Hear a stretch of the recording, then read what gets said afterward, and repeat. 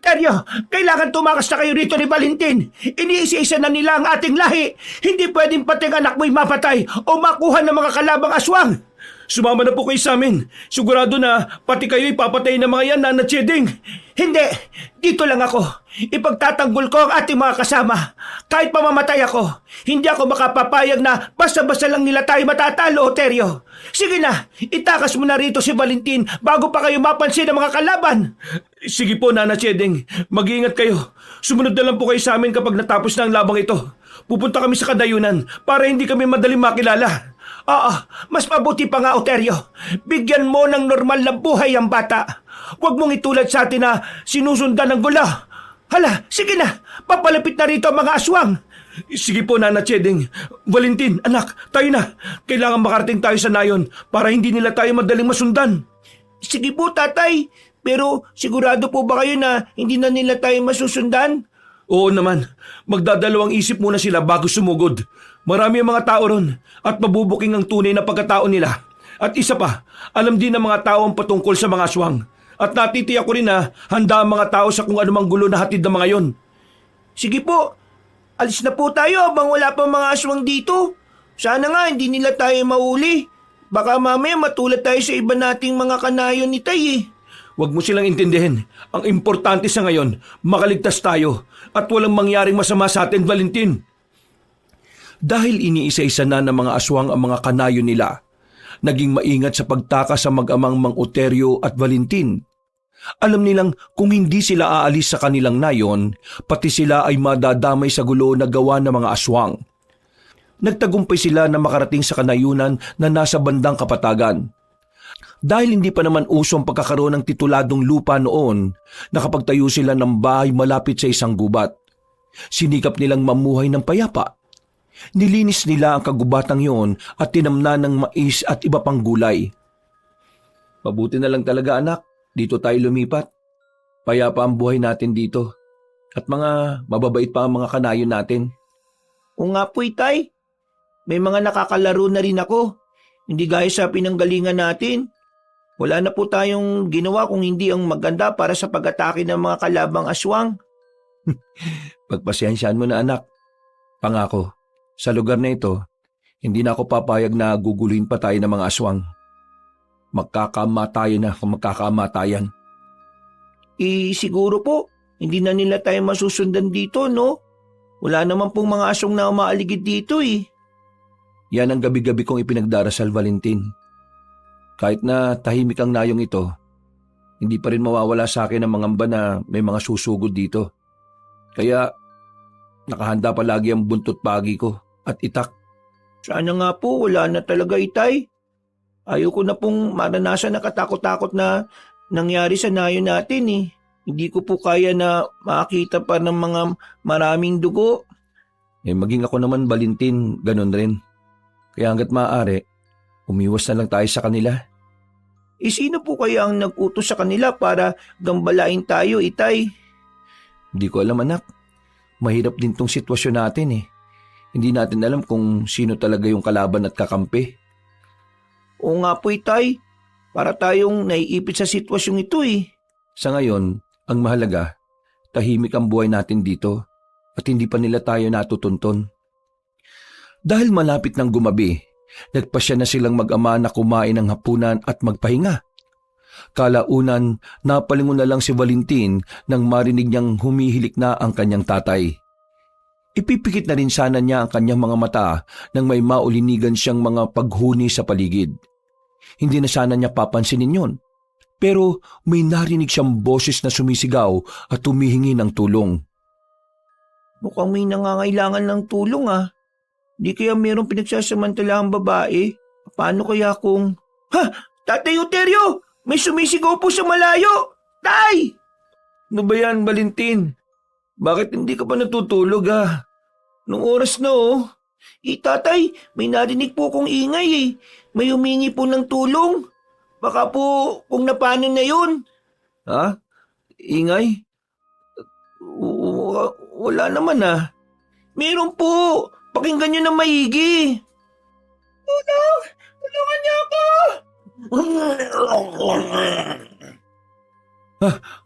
Meron nga, Valentin. Teka, mukhang may iba pang ingay ako naririnig ah. Oo nga po, Itay.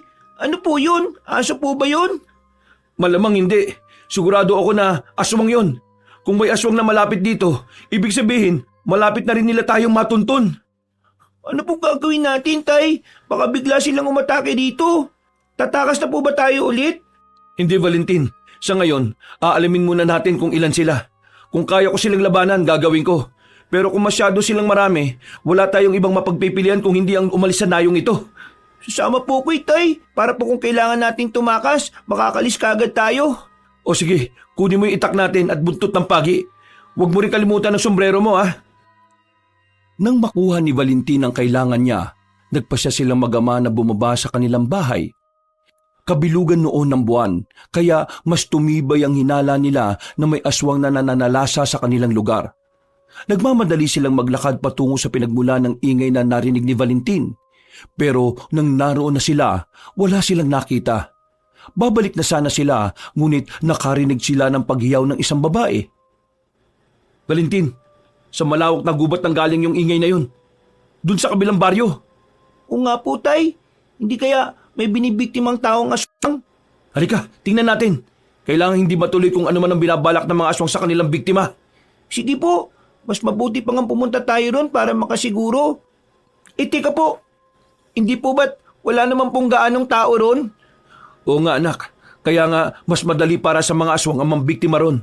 Dahil walang magiging saksi. Basta, ang plano natin, kapag alam nating alanganin tayo, huwag tayong susugod sa mga aswang. Aalis na lang tayo at pupunta sa ibang baryo na hindi tayo madali makikilala. Bakit po kaya nila tayo hinahabol? Wala naman po silang mapapala sa atin, di ba? Alam mo, ang mga kagaya natin ay nagiging pagkain ng mga aswang na yon. Siguro, baka may espesyal lang sa atin. Kaya nila tayo pinagkakaisahan. Talagang napakademonyo po nila, no?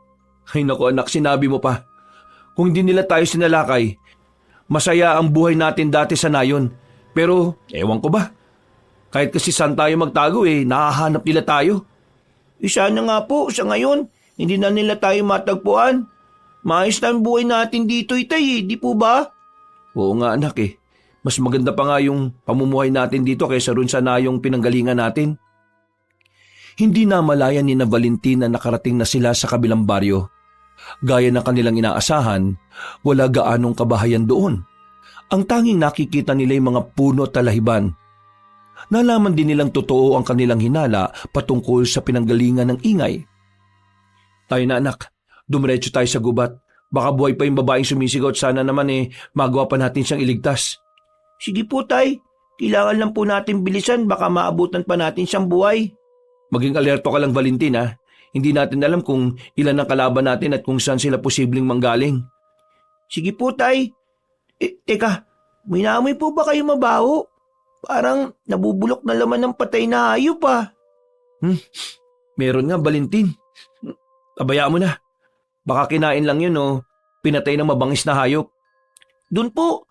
Sa palagay ko, doon ang gagaling yung amoy. Sandali, Tay, tingnan ko. Uy, Valentin! Tay, halika kayo rito. May patay na kalabaw dito, oh. Ha? Sigurado ka ba, Valentin?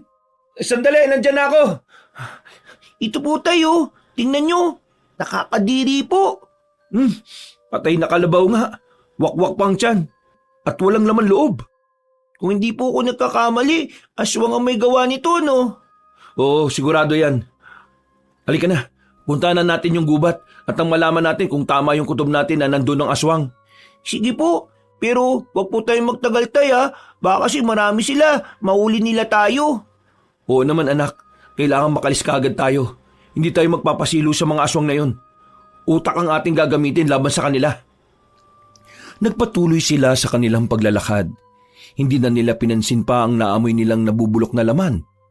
May nakita rin silang mga kalansay ng tao sa gilid ng daanan na marahil naging biktima rin ng aswang.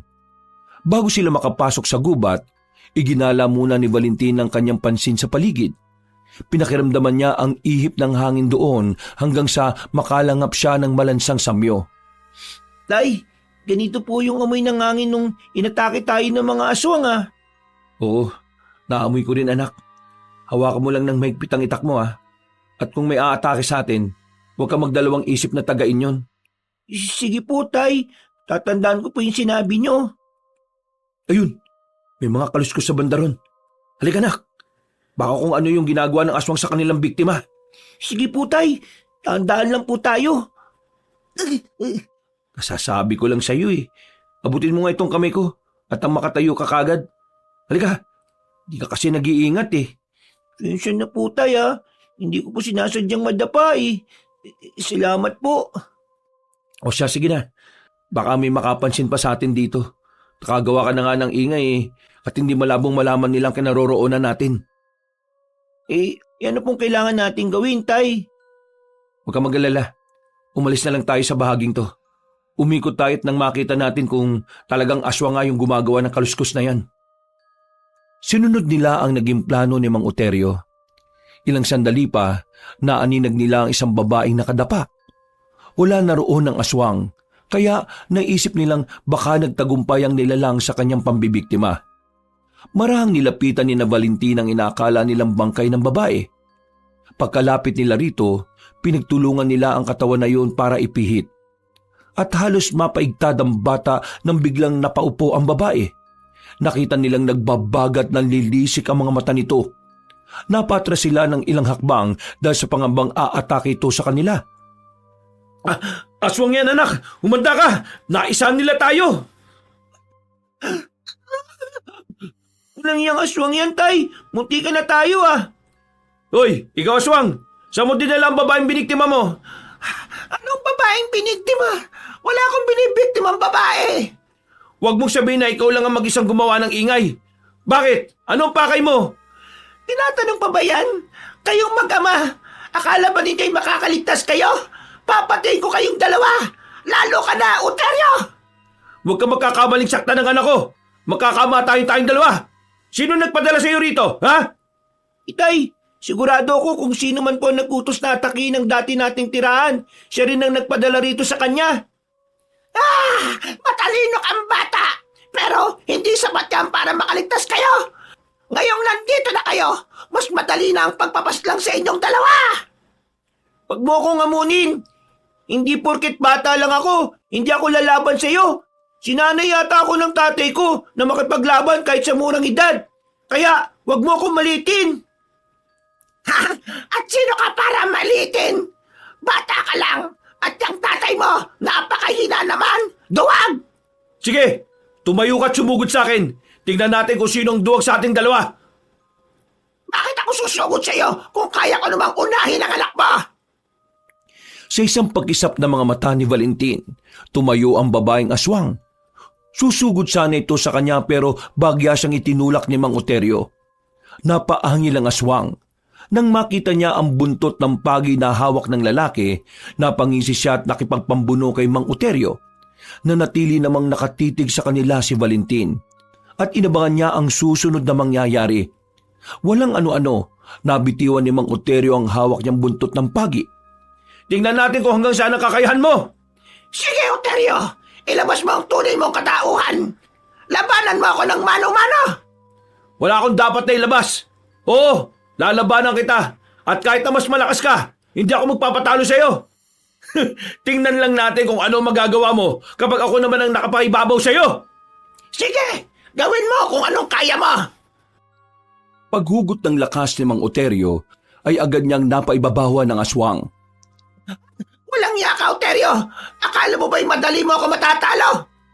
Sige po, Tay! Talunin niyo ang aswang na yan! Ang mga kagaya niya hindi dapat hinayaang mabuhay! Baka may iba pa siyang mabiktima eh! Ibig ka, bata! Ikaw ang susunod ko sa ama mo! Ikaw ang patatahimikin ko habang buhay! Akala mo ba'y hahayaan kita makatakas? Lahat ng mga aswang na kasamahan mo ay papatayin ko rin! Gawin mo! Pero isinusumpa ko! Muli ninyong dadanasin ang naging karanasan nyo sa nayo na pinanggalingan ninyo! Nang mga panahong yon, humugot ng kanyang lakas si Mang Oterio. Mas hinigpitan pa niya ang pagkakasakal sa aswang. Pero sa hindi niya inaasahan, kinalmot siya nito sa muka. Napabitaw roon ang ama ni Valentin at nagkaroon ng pagkakataon ng aswang para makaalis sa pwesto niya. Nagmadali namang pinulot ni Valentin ang buntot ng pagi. Nang lalatiguhin na niya ang babaeng aswang, napatras ito at napaangil. Susugurin pa sana ng aswang ang bata, pero napatayo si Mang Oterio at tumakbang patungo sa harapan ni Valentin. Nakakatawang magama. Akala ba ninyo ay kaya niyo ako? Simulan na ninyo ang magtago dahil sinisiguro kong malalaman ng lahat ng mga kasamaan ko kung saan kayo nakatira. Walang iya ka! Kayo ang kailangan magtago! Kapag ginambala niyo kami, tutugisin ko kayo at iisa-isahin! Ngayon, napatunayan na natin sa ating dalawa, ikaw ang duwag! Ano na, babaeng aswang? Lumapit ka rito. Tikman mo ang buntot ng pagi. Ha? Ano akala mo sa akin, Bobo? Sige lang, sa inyo na ang gabing ito. Pero sa susunod, tinitiyak kong matutulad kayo sa mga kadayo ninyo. Hindi mo kami matitinag! Umalis ka na rito bago ka pa namin tuluyan, aswang! Huwag ka nang babalik sa lugar na ito! Sige, kung ayaw mong tumama sa yung buntot ng paging ito, alis na! Ha? Diyan na kayo, manggaba! Huwag na kayong umasa ng mapayapang buhay! Tutugisin namin kayo at papatayin! Wala na. Tumakbo na pala yung duwag na aswang na yun. Ang akala ko magpapatayan kami. Aalis din pala siya sa ilalim ko. Sana po, tinuluyan na ninyo tay. Maliban sa duwag, hambog pa. Hayaan mo na anak. Makakaharap ko rin ang aswang na yun sa susunod. Sa ngayon, umuwi na muna tayo sa baryo. Kunin natin ang ating mga gamit at kailangan na nating umalis. Aalis po? Akala ko po permanente na yung bahay natin dun. Yun din ang inaakala ko, Valentin. Pero may bantana ng mga aswang at ayaw kong may mga taong madadamay. Laban natin to. At kahit saan man tayo sumuot, tutugisin tayo ng mga yun. Kung ganun po, mas mabuti pa nga siguro kung labanan na lang natin sila. Napakadaling sabihin yan, anak. Pero kailangan natin pag-isipan ng bawat hakbang natin. Tuso ang mga aswang at kailangang utak din ang ating gagamitin laban sa kanila. Nang masiguro nilang walang ibang aswang sa paligid, nagpasya ang mag-ama na umuwi sa bahay nila. Pagkatapos nilang makuha ang mga importanteng gamit nila, umalis sila sa nayon para maghanap ulit ng kanilang malilipatan. Ilang araw at gabi ang kanilang iginugol sa paglalakbay, hanggang sa makarating sila sa lugar kung saan merong bulkan. Manatili na muna tayo rito. Ang kailangan muna nating gawin ang maghanap ng masisilungan natin, Valentin. Meron naman po kayang kabayan dito. Parang puro mga kakahuyan lang naman ang nandito tay. Nakakatakot nga. Baka isa pala itong patibong na mga aswang. Makikiramdam na lang tayo hanggang sa susunod na gabi. Kung may mapapansin tayong kakaiba, di aalis tayo rito. Sa ngayon, wala tayong mapagpipilian kung hindi ang dumito na muna. Ay, sandali po tay. Ayun oh, may maliit na kubo. Ano kaya kung puntahan natin yun? Baka po pwede tayo makahingi ng tulong doon. O sige, halika. Lapitan natin yung anak. Teka, parang may ibang enerhiya akong nasasagap Ano pong ibig niyo sabihin, tay? Hindi karaniwang taong nakatira sa kubong yun. Sige na, dumiretso na tayo. Maging preparado ka lang. Baka mapalaban tayo dyan. Sige po, tay. Lagi naman po ako nakaanda Tayo na po. Nagpatuloy sila sa kanilang paglalakad hanggang sa makarating sila sa kubo. Nang nasa tapat na sila noon, kumatok sila ng ilang beses. Nagtaka naman si Valentin dahil wala naman sumasagot sa kanila. Nang lumaon, nagpasya silang mag-ama na buksan na ang kubo. Dulot ng kanilang matinding pagod, natulog na muna sila roon. Makaraan ng ilang oras, naalimpungatan sila na makarinig sila ng biglang pagbukas ng pinto. Sino yan? Ay, teka. Sino kayo? Bakit kayo nandito sa kubo ko? Nana Chedeng, ikaw po ba yan? Ang bunga kala ko napano ka na. Hindi ko akalain ng... Sino yan? Bakit mo ko tinawag sa ganoong pangalan? Nana Chedeng, ako ito, si Oterio. Ito naman ang anak ko, si Valentin. Hindi mo ba kami natatandaan? Teka, anong nangyari sa inyo? Bakit sunog yung kalahating mukha nyo? Hindi ko kayo kilala. At lalong hindi ko kilala ang Nana Cheding ninyo. Umalis kayo rito sa kubo ko at nang makapagpahinga na rin ako. Hindi ko kayo kailangan. Lola Cheding, Kami to, oh. Akala po namin napatay na kayo ng mga aswang eh. Hindi namin akalain na dito ka lang pala namin matatagpuan. Teka, ikaw ba kamo si Valentin at ikaw si Oterio? Opo, kami po ito. Kami yung pinatakas nyo mula sa dati nating nayon. Diyos ko po, buhay rin kayo. Ay, pasensya na kayo at makakalimutin na talaga ako. Lola Cheding, paano po ang mukha nyo? Ano po nangyari dyan? Ay, eto, nasunog to nung nakipaglaban ako sa mga umatake sa nayon natin. Ay nako, pabayaan na natin yon. Ang mahalaga, ligtas ako at ligtas din kayo. Nang makapasok na, ikinuwento na matanda ang nangyari noong gabing tumakas sina Valentin at Mang Euterio. Isinalaysay na rin niya ang pagsuong niya sa kamatayan at kung paano siya nakaligtas mula sa mga kalaban nilang aswang. Ikinuwento naman na mag-ama ang naging karanasan nila at ang dahilan kung bakit umalis sila sa baryo na nilipatan nila. Nasa kalagitnaan sila ng kanilang pagkukwentuhan na makarinig sila ng mga kaluskos sa paligid. Walang yang mga aswang yan. Malamang nasundan nila ako rito. Isang pagkakamali na minatyagan ko ang kanilang kuta. Ano po? Ibig niyo pong sabihin, pumunta kayo sa pinagkukutaan ng mga aswang? Oo, Oterio. Pumunta ako ron dahil gusto kong iligtas ang nag-iisa kong anak na matagal na nilang kinasasangkapan.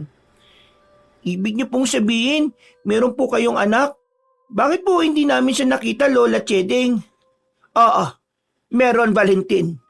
Para maipsan ang pangungulila ko sa kanya. Madalas na palima ko nagmamasid sa kanya mula sa malayo. Bakit po nasa kuta siya ng mga kalabang aswang natin?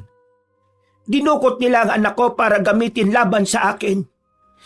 Kinasangkapan nila siya para mas mapalakas ang kanilang puwersa.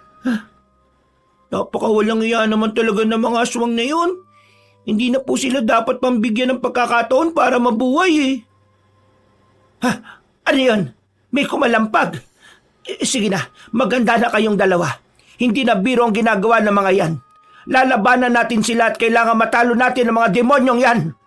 Valentin, manatili ka lang dito sa loob ng kubo ah. Kami ni Nana Cheding ang haharap sa mga yan. Sige po, Tay. Pero kung malalagay kayo sa alanganin, tutulong din po ako ha. Kaya ko naman pong labanan ng mga yan eh. Wag na, Valentin. Dito ka lang at kami na ang bahala. Mauubos namin sila ng tatay mo.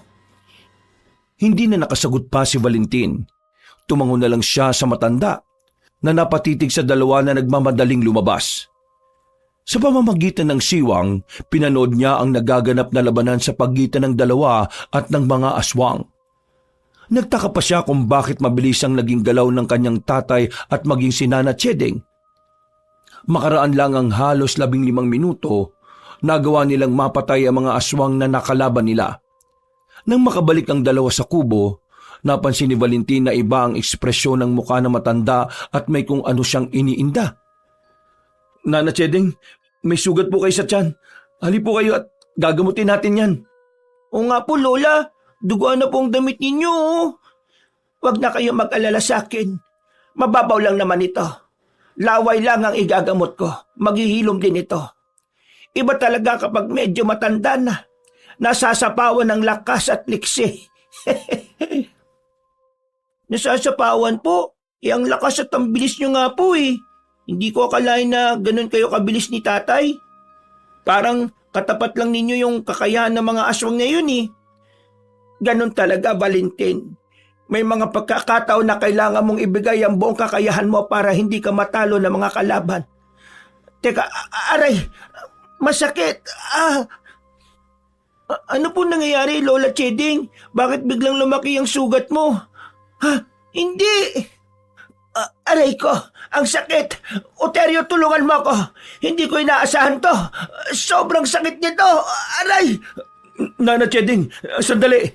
Kailangan magamot natin yan. Teka, unitin ko na muna itong damit na nakatakip sa sugat ninyo ah. Ipinako ni Valentin ang kanyang paningin kay Nana Cheding. Napalunok siya ng kanyang laway nang makita ang malalim at mahabang hiwa sa tiyan na matanda. Nakita rin niyang unti-unting nabubulok yon at halos nakasilip na ang laman loob nito. Walang ano-ano, nabuwal sa sahig ang matanda at tuluyang lumabas sa wakwak na tiyan niya ang mga bituka. Napangiwi si Nana Cheding at kahit na hirap na ito, sinubukan pa rin niyang kausapin ang mag-ama. Sinabi naman ni Mang Uterio na maghahanap siya ng gamot sa sugat na matanda. Wag na kayo mag-abala, Uterio. Ang mas mabuti niyong gawin, lumayo kayo rito. Dahil sa sitwasyon kong ito, alam ko na hindi na ako magtatagal. Huwag kayong magsalita ng ganyan, Nana Cheding. Hahanap ako ng paraan. Tatahiin natin ang sugat nyo. Gagaling ka. Valentin, bantayan mo ang Lola Cheding mo, ha? Kailangan ko makahanap ng pwedeng igamot sa kanya. Sandali lang. Opo, tay. Bilisan niyo po, ha. Natatakot po ako sa sitwasyon ni Lola Cheding, eh. Pabayaan na lang ninyo ako rito, Valentin. Sige na, sabihan mo ang tatay mo. Mag-aaksaya lang kayo ng panahon sa akin. Isa pa, natuntun na ng mga aswang ang aking kubo. At anumang oras mula ngayon, pwede silang sumugod dito. Hindi po pwede, Lola. Sasamahan po namin kayo dito. Gagaling ka po. Sabay tayong 3 na alis dito. Pero seryoso na itong sitwasyon ko. Hindi ko alam kung ilang oras pa ang itatagal ko, Valentin. Magpakatatag lang po kayo, Lola. Huwag po kayo mag-isip ng ganyan. Ramdam ko nang mawawala ako, Valentin. Pero bago pa man mangyari ang lahat, may gusto sana akong hilingin sa'yo. Ano po ba yan, Lola? Kung alam ko pong kakayanin ko, hindi ako magdadalawang isip na tulungan po kayo. Gusto ko sana na kapag makalis kayo rito, iligtas niyo ang anak kong si Magdalena sa mga kalaban natin. Paano po namin siya makikilala, Lola? May ibibigay ako sa iyo na magiging tulay para makilala mo siya, Valentin. Sa pamamagitan nito, malalaman mong si Magdalena ang kaharap mo. Ano po yun, Lola? Halika rito sa tabi ko, Valentin. Mas lumapit ka sa akin. Sige po, Lola Cheding. Sandali lang po. Humakbang si Valentin palapit kay Nana Cheding. Kahit na medyo nandidiri siya sa sugat na matanda, mas nangibabaw ang awa niya at ang kagustuhang makatulong. Nang makalapit siya, tinanong niya ulit si Nana Cheding kung ano ang kanyang ibibigay. Sumenyas na lang ang matanda na ilapit ni Valentin ang bibig niya sa matanda. Na agad naman niyang ginawa. Ano po bang balak niyong ipagkulob sa akin, Lola Cheding? Eto, Valentin. Kunin mo gamit ang iyong bibig. Huwag mong hahayaang mahulog ito. Dahil mawawala lamang ito ng kusa. Gamit po ng bibig? Ano po yan? Isang mutya, Valentin. Sige na, iluluwa ko na. Kunin mo gamit ang bibig mo. Opo, sige po, Lola. Ito na, Valentin. Kunin mo. Ano po bang mutya to, Lola? Bakit sobrang pait at parang napapaso yung aking lalamunan? Huwag mong iluluwa. Hayaan mong pumasok sa loob ng katawan mo ang mutya. Ang mutyang yan ang magbibigay sa iyo ng pambihirang lakas at liksi, Valentin. Malalaman mo rin kung kasama mo ang anak ko dahil mag-iba ang pakiramdam mo. Anong mutya po ba yung pinasa niyo sa akin, Lola Cheding? Hindi mo na kailangan pang malaman, Valentin. Ang importante, may liligtas ka niyan at magagawa rin ninyong mailigtas ang anak ko. Ngayon pa lang. Lola Cheding, anong nangyayari sa inyo? Huwag na po muna kayo magsalita. Hintayin na lang po natin makabalik si Tatay Uterio. Ngayon pa lang, nagpapasalamat na ako sa iyo. Hindi na ako magtatagal, Valentin. Naipasa ko na sa iyo ang mutya. Handa na akong mamatay. Dahil panatag na ako na tutulungan niyo ako at pati na si Magdalena. Hindi po, gagaling pa po kayo. Magtiwala lang kayo kay tatay. Tibayan niyo po ang loob niyo. Kanina pa sana ako namatay kung hindi lang dahil sa mutyang naipasa ko sa iyo. Ngayong wala na sa akin yon. Lola Cheding, hindi pa po kayo mamamatay. Paparting na po si tatay! Lola Cheding! Lola! Valentin! Nandito na ako! Dala ko na yung gamot at tinik na pwedeng gamitin para tahiin ang sugat ni Nana Cheding. Teka, bakit hindi na siya gumagalaw? Valentin, ano nangyari? Wala na po si Lola Cheding, tay. Bigla na lang siya nagsuka ng dugo at yan po, nalagutan na siya ng hininga. Hindi to maaari. Hindi pwede mamatay si Nana Cheding. Hindi pa natin alam kung saan ang kuta ng mga kalaban. Hindi pa natin nabawi ang anak niya mula sa mga aswang na yun. Nana Cheding! Gumising kayo! Nana! Bago po siya nawala, may pinasa po siya sa akin na isang bagay. Ha? Ipinasa? Ano yun, anak? Mutya po. Batong luno. Nung malunok ko nga po, sobrang init sa lalamunan eh. At naramdaman ko rin ang init na yun sa buong katawan ko. Kung ganun, baka totoo yung sabi-sabi patungkol sa kanya na may tangan siyang mutya. Sana anak, hindi mo na lang tinanggap eh. Hindi natin alam kung anong epekto nun sa'yo. Gusto niyang may pasa sa akin para maprotektahan ko raw. Hindi ko naman po alam kung ano talaga yun eh. Kaya tinanggap ko. Pagkatapos niyang may pasa sa akin ng mutya, bigla siyang nagkaganyan hanggang sa namatay na siya. Hayaan mo na. Basta, kapag may naramdaman kang kakaiba, sabi mo kagad sa akin ha. Ano po bang mutya na yun, tay? Saka, ano po ba si Nana Cheding? Bakit may ganun siyang mutya? Hindi ako sigurado, Valentin. Saka na natin alamin ang bagay na yan. Sa ngayon, tulungan mo na muna ako. Ilibing natin siya na maayos. Sige po, tay. Ano pong binabalak niyong pagkatapos? Aalis tayo at magsisimula tayo sa paghahanap sa mga kalaban. Kailangan matuldukan natin ang paghasik nila ng lagim. Hindi abang buhay, magtatago na lang tayo, tatakas sa mga yon. Pinagtulungan nilang buhati ng bangkay ni Nana Cheding. Nagkukay sila ng libingan at inilibing doon ng matanda. Pagkatapos nito, kinuha nila ang mga dalang kagamitan nila at umalis sa lugar na yon. Kahit na hindi nila alam kung saan nila matatagpuan ang mga kalaban nila, mas pinili nila ang maglakbay para hanapin ang mga yon. Halos mahigit 2 linggo rin silang naglakbay hanggang sa may natanaw silang maliit na nayon. Dahil inabot sila ng dilim, Tay, nagugutom at nauuhaw na ako. Pwede ba tayong pumunta dyan? Halika anak, tingnan natin kung pwede tayong makahingi ng pagkain at tubig dyan. Sige po, tay. Mukhang mga mababait naman po siguro yung mga nakatira dyan eh. Sana nga lang, Valentin. Basta, mag-iingat tayo. Kailangan na hindi nila malaman kung sino talaga tayo at kung saan tayo nanggaling. Opo, tay.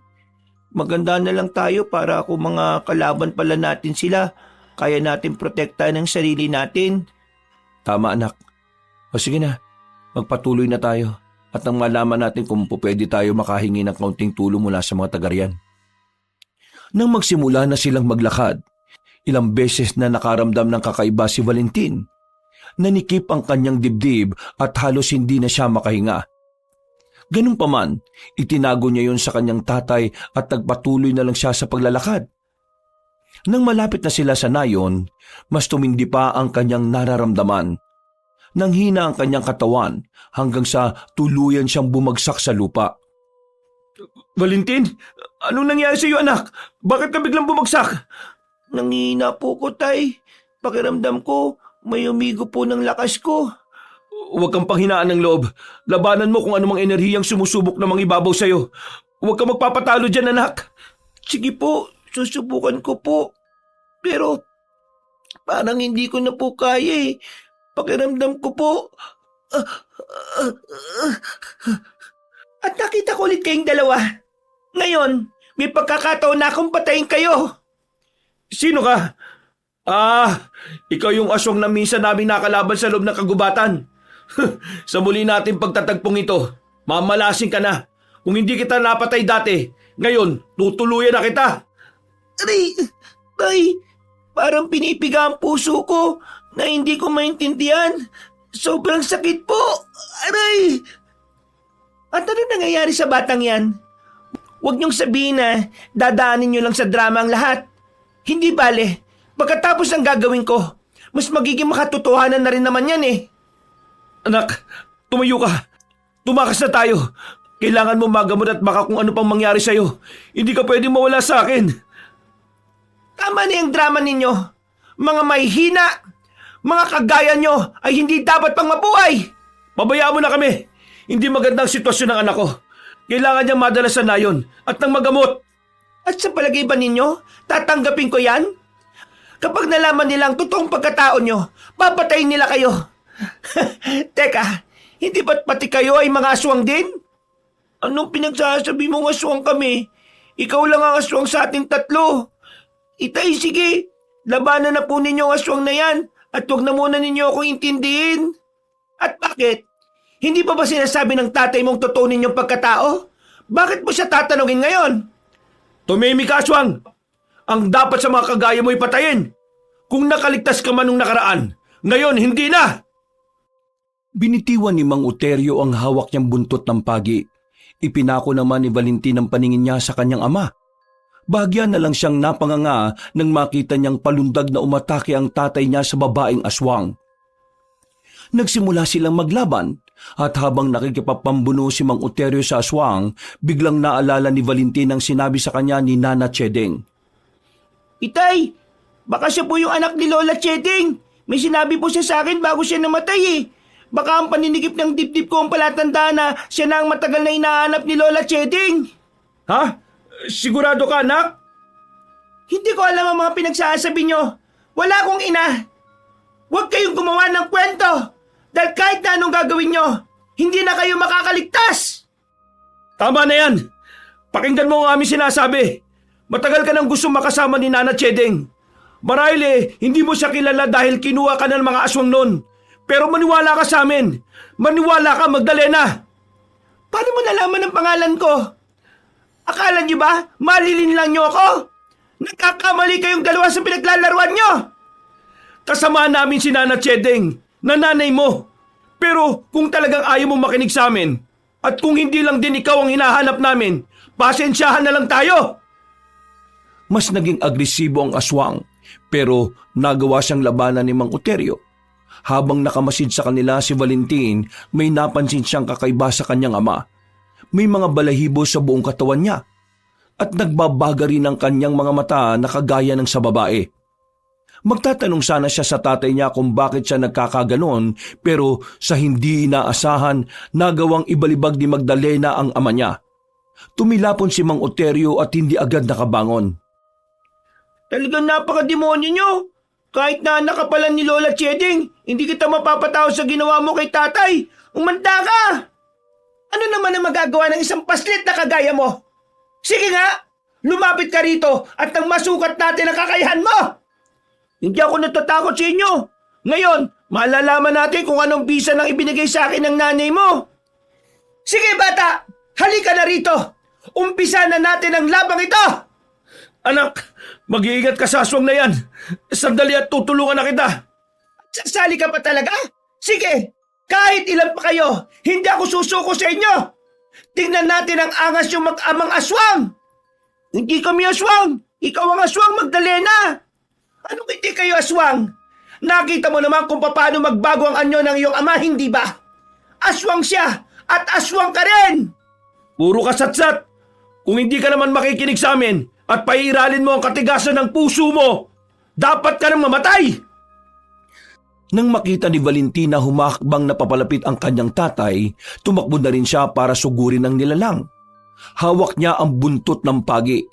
At nang medyo malapit na siya sa nilalang, buong lakas niya itong hinambalos. Dahil sa liksi niya, hindi agad nakailag si Magdalena. Tinamaan ito sa dibdib na naging rason para mapatras siya. Nagmadali namang lumapit sa aswang si Mang Uterio at sinipa ito sa tiyan. Napaangil ang aswang at mas naging mabalasik ang kanyang mukha. Kahit na ano pang gawin niyo sa akin, hindi mo mababago ang katotohanan na isa kang aswang. Oo na, isa akong aswang, pero hindi ako kagaya ninyo. Ang mga kanayon ko ay mga aswang din, ngunit hindi kami kumakain ng laman ng tao. Kontento kami sa mga hayop. Kung ganun po, totoong sinabi ng babaeng yan, Itay. Kaya po pala kakaiba rin ang liksi ninyo. At nakita ko kayo kanina na naganyong aswang. Oo, bata. Totoo ang narinig mo. Mga aswang kayo. At ang mga uri ninyo ay nagiging pagkain lamang namin. Baka nakakalimutan mo. Kauri ka rin namin. Anak ka ni Nana Chedeng. Wala akong pakialam kung kadugo ko man siya. Hindi ako magiging kagaya niya na mahina at walang binatpat. Sinanay ako ni Pinunong Leandro para maging malakas at kahit kailan, hindi ako magiging kagaya ninyo. Wala akong pakialam kung sino ang nagsanay sa'yo. Mamili ka na lang ngayon. Magiging kakampi ka namin o magiging kaaway? Alam mo na kung ano ang sagot yan, lalaki. Ngayon, kayo naman ang papipiliin ko. Magiging kakampi ko kayo o magiging pagkain? Hindi ko na kailangan pagsagutin ang tanong mo, Magdalena. Alam mo na kung ano ang tugon ko. Kung gayon, tapos na ang usapan. Patayin ko na kayo! Inatake ni Mang Uterio si Magdalena. Nanatili naman si Valentin sa kanyang pwesto at inabangan kung ano ang susunod na mangyayari. Habang nasa ganong sitwasyon, napaisip siya ng malalim patungkol sa kanyang tunay na pagkatao. Walang ano-ano, napaungol ng malakas si Mang Uterio. Bigla siyang nabuwal at inibabawa ng babaeng aswang. Gumulong silang dalawa habang nakikipagpambuno sa isa't isa. Hindi mo ako kakayanin! Sinasabi ko naman sa'yo, mahina kayo! Diyan ka nagkakamali. Kahit na mahina kami sa paningin nyo, hindi kami madaling sumuko. At marahil, yan ang pinagkaiba natin. At talaga, tingnan natin kung anong magagawa mo kapag sinakal na kita ng buong higpit. Hanggang sa pumutok yung mga ugat mo sa leeg. Tigilan mo ako. Humanda ka sa akin. Papatayin kita. Sige, ipakita mo sa akin ang lakas mo. Lumabang ka kahit na sinasakal kita. Bitiwan mo ang tatay ko, Magdalena. Pakawalan mo siya at akong harapin mo. Mapangaas kang bata ka. Bakit? May ibubuka ka na ba? Isa ka lang pipitsyogi na umaastang matapang. Valentin, anak! Umalis ka na rito! Huwag mo nang isipin kung siya man ang anak ni Nana Chedeng. Basta, iligtas mo ang sarili mo! Ipaubaya mo na lang sa akin ang labang ito! Hindi po, tay! Sasamahan kita hanggang dulo! Uubusin natin ang mga nilalang na kagaya ni na Magdalena! Wala na rin po akong pakialam kung mga aswang tayo! Napalakak si Magdalena dahil sa itinuran ni Valentin. Nanginginig naman ang buong katawan ng bata dulot ng galit na naramdaman niya. Habang nasa ganong sitwasyon, ramdam niya ang puwersang naiipon sa kanyang buong katawan. Nung hindi na niya ito kaya pang pigilan, sinugod niya si Magdalena. Napaangil naman ang aswang at lumundag para salubungin siya. Mag-ingat ka sa kanya, anak! Huwag mong hayaan na maisan ka ng aswang na yan! Opo, tay! Kahit na bata lang ako, sisikapin kong matalo ang demonyong ito. Sige, tingnan natin ang lakas mo, Valentin. Aalamin natin kung kasing hina mo ang ama mo. Ito ang dapat sa'yo. Akala mo ba ay magagawa mo akong kalmutin? Sa ating tatlo, ikaw ang mahina. Tingnan mo sarili mo, oh. Mag-isa ka lang at dalawa kami ni tatay ang kalaban mo. Maliksik ang bata ka. Huwag mong sabihin na ibinigay sa iyo ni Chedeng ang kanyang mutya ng demonyo. Mutya ng demonyo? Anong pinagsasabi mo? Hindi ko gaano kakilala ang Chedeng na sinasabi mo. Pero ang alam ko lang, base sa sinabi ng Pinunong Leandro, may tangan siyang mutya ng demonyo at posibleng ipinagkaloob niya yun sa iyo. Huwag kang makinig sa kanya. Talunin mo na lang siya at tambakal siya tayo rito, anak. Pupunta ba tayo sa nayan at na makahingi tayo ng tulong? At inakala mo ba na tutulungan kayo ng mga nakatira dyan? Mga hangal! Ikaw ang hangal! Ang dapat sa mga kagaya mo ay ibalibag at turugin ang mga buto!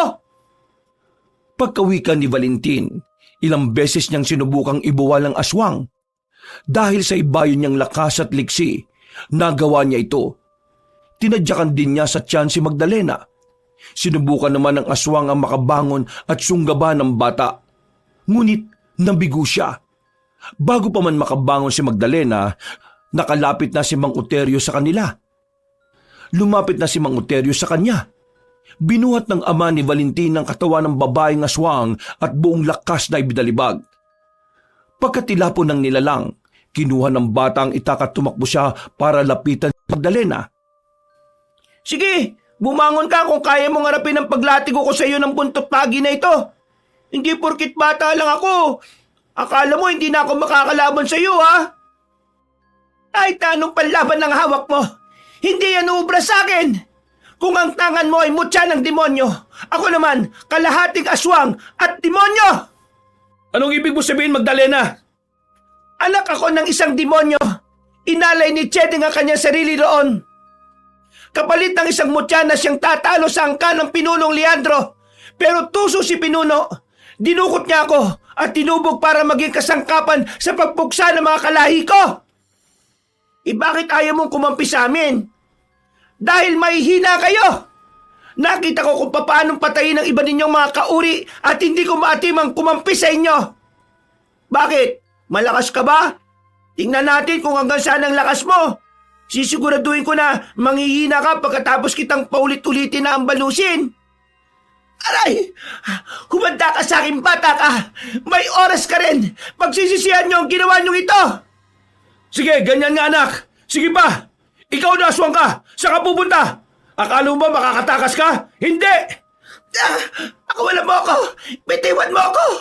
Ayaw mo talaga akong bitiwan, ha? Tingnan natin! Buong lakas na sumigaw si Magdalena. Alam ni Valentina sinusubukan ng aswang na tawagin ng mga kasama nito. Kaya sinabi niya kay Mang Uterio na aalis sila. Iiwan na sana nila ang anak ni Nana Chedeng pero dumating ang maraming aswang. Napalunok ng kanyang laway si Valentin. Hindi niya inaasahan ang dami ng mga nilalang na nakahandang umatake sa kanila. Ano? Natanggal ang angas niyo sa katawan, ano? Sige mga kasama, atakin niyo ang dalawang ito at ipakita ang natatangi nating lakas! Sige, lumapit kayo sa amin at nang mamatay itong kasama ninyo. Anong gagawin natin, Tay? Baka hindi natin sila kayanin. Kakayanin natin sila. May mutya ka ng demonyo at magagamit mo yan laban sa mga kalaban natin. Huwag niyong pakinggan ang sinasabi ng mag-amang ito. Halina kayo at ang matapos na ito! Inakala ba ninyo na matatalo nyo kami ng ganun lang kadali? Nagkakamali kayo! Ay, papalapit na yung mga kalaban natin dito sa atin. Napapaligiran na nila tayo. Sige, harapin niyo sila at nang malaman niyo kung gaano kalakas. Kahit na anong gawin ninyo, hindi niyo ako kaya! Nagawang makapiglas si Magdalena. Sasabihan pa sana ni Valentin ang kanyang tatay patungkol doon. Pero sumenyas ito na pabayaan na lang yon. Tumakas ang nilalang. At dahil napapaligiran na sina Valentin ng mga aswang, wala na silang nagawa kung hindi ang ihanda ang kanilang mga sarili. Hayaan mo ako nasa harapan. Alalayan mo lang ako kung sakali. Baka kasi kung ano pa mangyari sa iyo anak eh. Masyado marami ang kalaban natin. Sige po, Tay. Sandali, kukunin ko muna yung itak. Gusto mo po bang ikaw na gumamit nun? Wag na, ikaw na lang. Lalabanan ko sila ng mano-mano. Kung ganun po, ito na lang muna buntot ng pagi ang aking gagamitin. Mamaya ko na kukunin yung itak kapag tapos na nating labanan ng mga aswang na yan. Kayo mga aswang, bakit parang nagdadalawang isip kayo lumapit? Natatakot ba kayo? Ano pang hinihintay nyo? Sumugod kayo at matapos na ito. O nga, kahit na dalawa lang kami ni tatay, hindi kami natatakot sa inyong lahat. Lumapit na kayo dito at nang matikman nyo na ang gupit nitong hawak ko. Papalapit na sila rito anak. Sige na, dito ka sa bandang likuran ko. Kailangan matapos natin ang labang ito nang walang nangyayari masama. Uubusin natin ang mga ito at harapin ang kanilang pinuno. Opo, Itay, pero mag-ingat tayo sa mga nilalang na yan, ha? Napalingon si Mang Uterio kay Valentin saka tumango. Napatras naman ang bata nang makita niya ang anyong aswang ng tatay niya. Dahil nakita niya sa malapitan yon, nakumpirma niyang tama ang kanyang hinala at maging ang sinabi ni Magdalena. Magsasalita pa sana siya, pero nakita niyang ilang dipan na lang ang layo ng mga aswang. Minabuti na lamang niyang ituon ang pansin nila sa mga yon. Sumugod si Mang Uterio sa mga nilalang at si Valentin naman ay hinambalo sa mga aswang na lumalapit sa kanya. Mga demonyo kayo! Hindi kami natatakot sa inyo! Kahit na ilang pa kayo! Pagkatapos ng gabing ito, siguradong magiging bangkay na kayong lahat. Valentin, anak, maging alerto ka palagi ha. Sige po, Tay. Kaya ko pa naman po silang labanan eh. Dahil sa mutyang ipinasa sa akin ni Lola Cheding. Huwag kang maging kampante masyado. Mga biyasa ang kalaban natin. Sige po, tatandaan ko pong sinabi nyo. Pero wag na po ninyo muna akong intindihin. Kaya ko na po ang mga umaatake sa akin, Tay. Basta mag-iingat ka anak ha. Opo, Tay. Kayo rin po. Habang abala si Mang Otero sa pakikipagpambuno sa mga aswang, ginamit naman ni Valentin ang kakaibang liksi at lakas niya nang mula sa mutya. Nagulat pa ang mga aswang na kanyang nakalaban na makita nilang madali lang para sa bata ang labanan sila kahit pa na maliit ito at kulang pa sa kasanayan. Noong lumaon, napabagsak niya sa lupa ang halos lahat ng mga aswang na umatake sa kanya. Karamihan sa mga yon ay nawalan ng buhay. Itay, halos maubos ko na yung mga aswang na sumugod sa akin. Magaling anak, halika rito, tulungan mo ako. Medyo mas marami ang mga kalaban ko eh. Nandiyan na po ako. Humanda sila sa hawak kong buntot ng pagi. Ang dapat sa mga atay nyo hinuhugot at pinapakain sa mga mababangis na hayop. Kailangan po maubos natin ang mga nilalang na ito, Tay. Baka may makapagsumbong pa sa kanilang pinuno at mas lalo tayo malagay sa alanganin. Wala akong pakialam.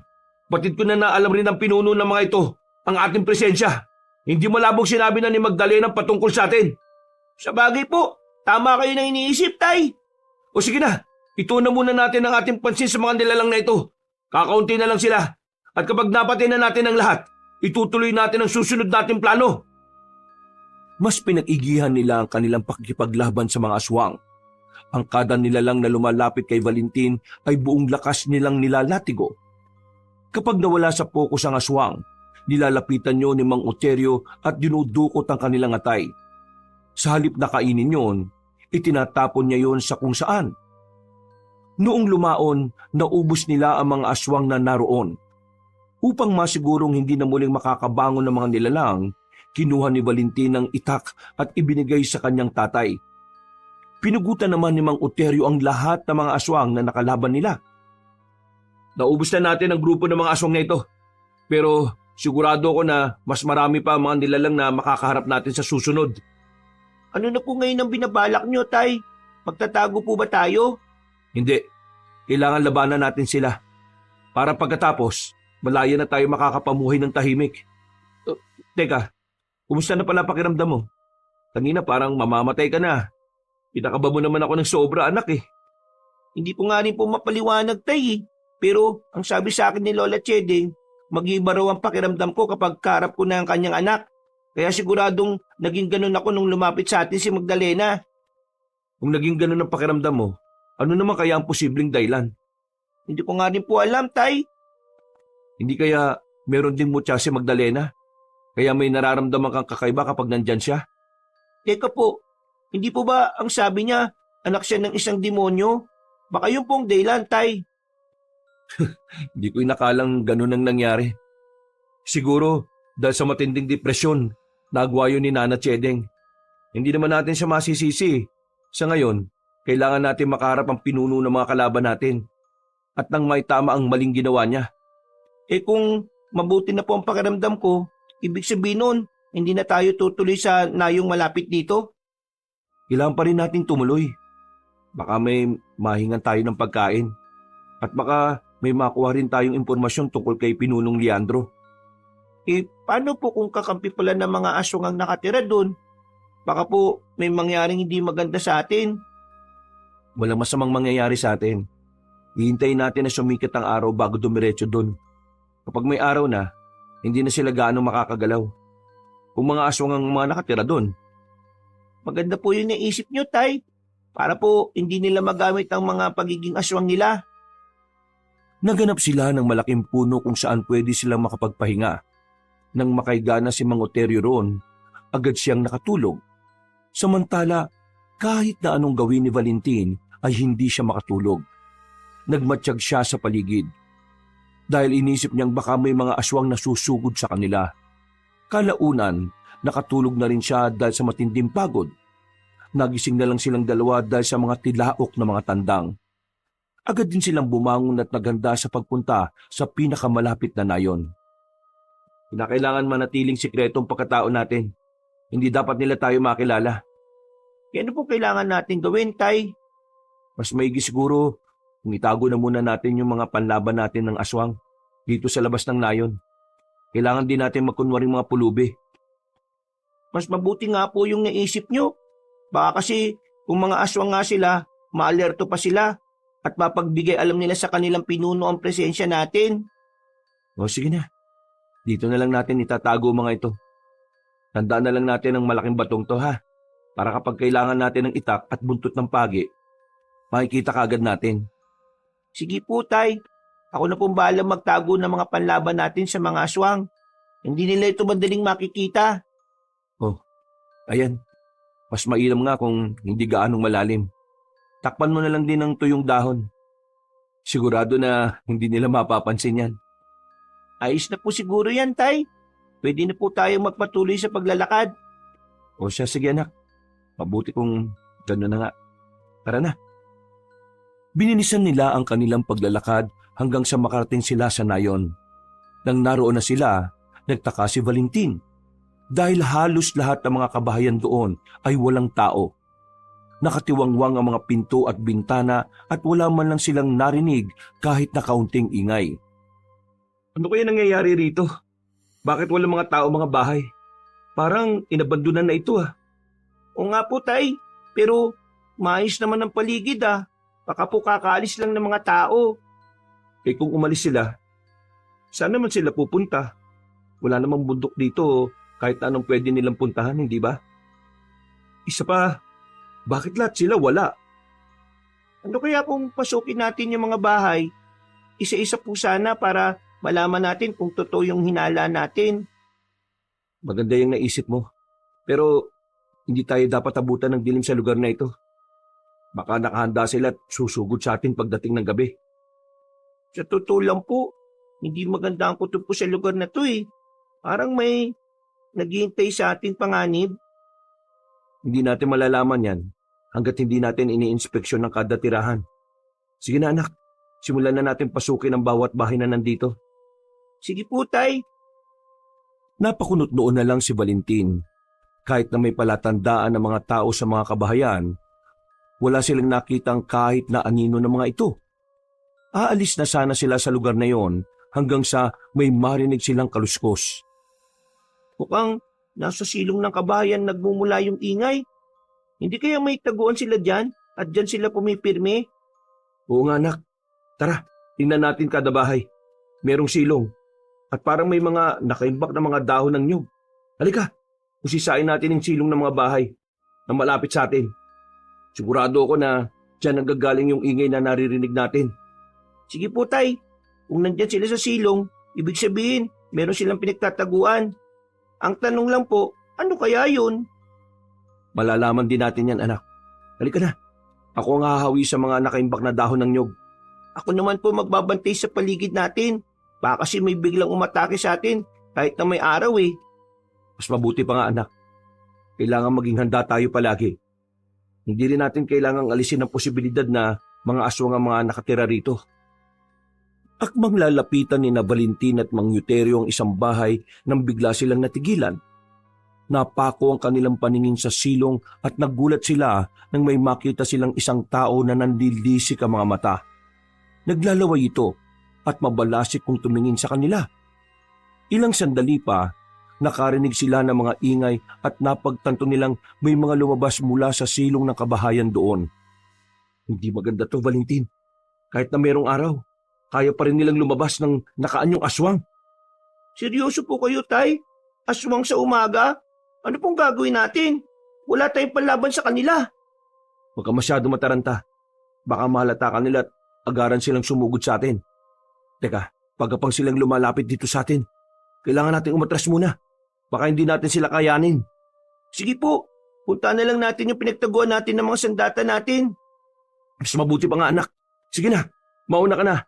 At susunod ka agad ako sa'yo. Sisiguraduhin ko lang na hindi nila tayo masusundan. Sige po, Tay. Teka, kung aswang sila, ano naman ang pinakaiba nila sa mga karaniwang kauri nila? Ano kayang tawag sa kanila? Hindi ko rin alam eh. Pero iisa lang ang nasisiguro ko. Delikado sila. Kung nagagawa nilang lumabas ng may araw, ibig sabihin, malakas ang kanilang kapangyarihan. Hala, sige na. Tumakbo ka na kung kinakailangan, Valentin. Sino kayo? At ano ang ginagawa niyo sa nayon ko? Sige na anak, bilisan mo na. Ako nang bala sa aswang na ito. Tumakbo ka na't kunin mo yung mga panlaban natin sa nilalang na ito. Sandali lang po, Tay. Baka kailangan niyo po ng tulong ko. Mukhang malakas po yung nilalang na yan eh.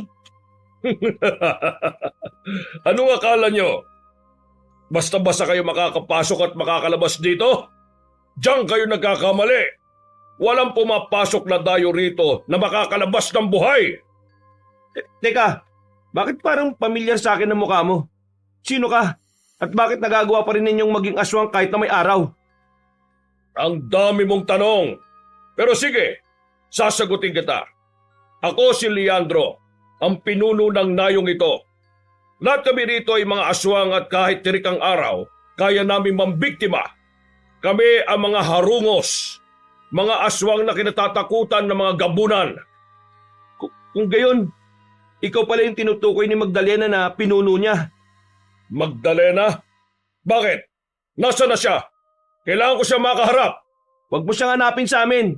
Ikaw ang pinuno niya eh. Kaya ikaw nakakalam kung nasaan siya. Ang buong akala ko mga mabubuting tao ang nandito sa nayong ito. Hindi ko akalain na mga aswang din palang nakalungga rito. Magbabayad ka sa ginawa mo sa nayon namin. Ikaw at ang mga kasama mo rito ay dapat na mamatay. Ikaw ang pumunta rito. Kayo ng batang yon. Kayong dalawa ang dapat nabawian ng buhay. Sige mga kasama, paligiran ng dalawang ito at nang may mapagpiesta na naman tayo. Valentin, sige na. Tumakbo ka na at kunin mo yung mga armas natin. Ako nang bala sa mga aswang na ito. Pero Tay, Tama ng pero sige na. Kunin mo ng itak at buntot ng pagi. Dali! Kahit na nag-aalinlangan, tumakbo ng mabilis si Valentin. Nang medyo malayo na siya, napalingon siya kay Mang Uterio. Napalunok siya ng kanyang laway nang makitang nakipaglaban na sa mga aswang ang kanyang tatay. Mas binilisan niya ang pagtakbo hanggang sa makarating siya sa bahagi kung saan niya itinago ang itak at buntot ng pagi. Nang makuha niya yon, bumbilis siyang tumakbo pabalik sa nayon. Ilang sandali lang, nakarating siya sa kinaroroonan ng kanyang ama at ng mga harungos na nooy abala sa pakikipaglaban. Agad namang siyang inatake ng mga aswang, kaya nilabanan niya ang mga yon. Itay, etong ita ko, saluhin po ninyo. Sige anak, akin na naman gamit ko. Salamat! Paano mo nagawang makabalik agad dito? Sige, mga kasama, pati ang batang yan ay labanan nyo at patayin. Teka, kakaibang aura mo ah. Kung hindi ako nagkakamali, may hawak ang motsano. Pero, ang nakapagtataka lang, itim na liwanag ang nakapaligid sa'yo. Wala kang pakialam kung ano man ang meron ako. Kung gusto mo akong labanan, kahit na bata ko, hindi kita atrasan. Pambihirang bata. Alam ko na kung anong meron ka. Mutya ng demonyo. Iisa lang ang alam kong merong ganyan. Si Chedeng, ang ina ni Magdalena.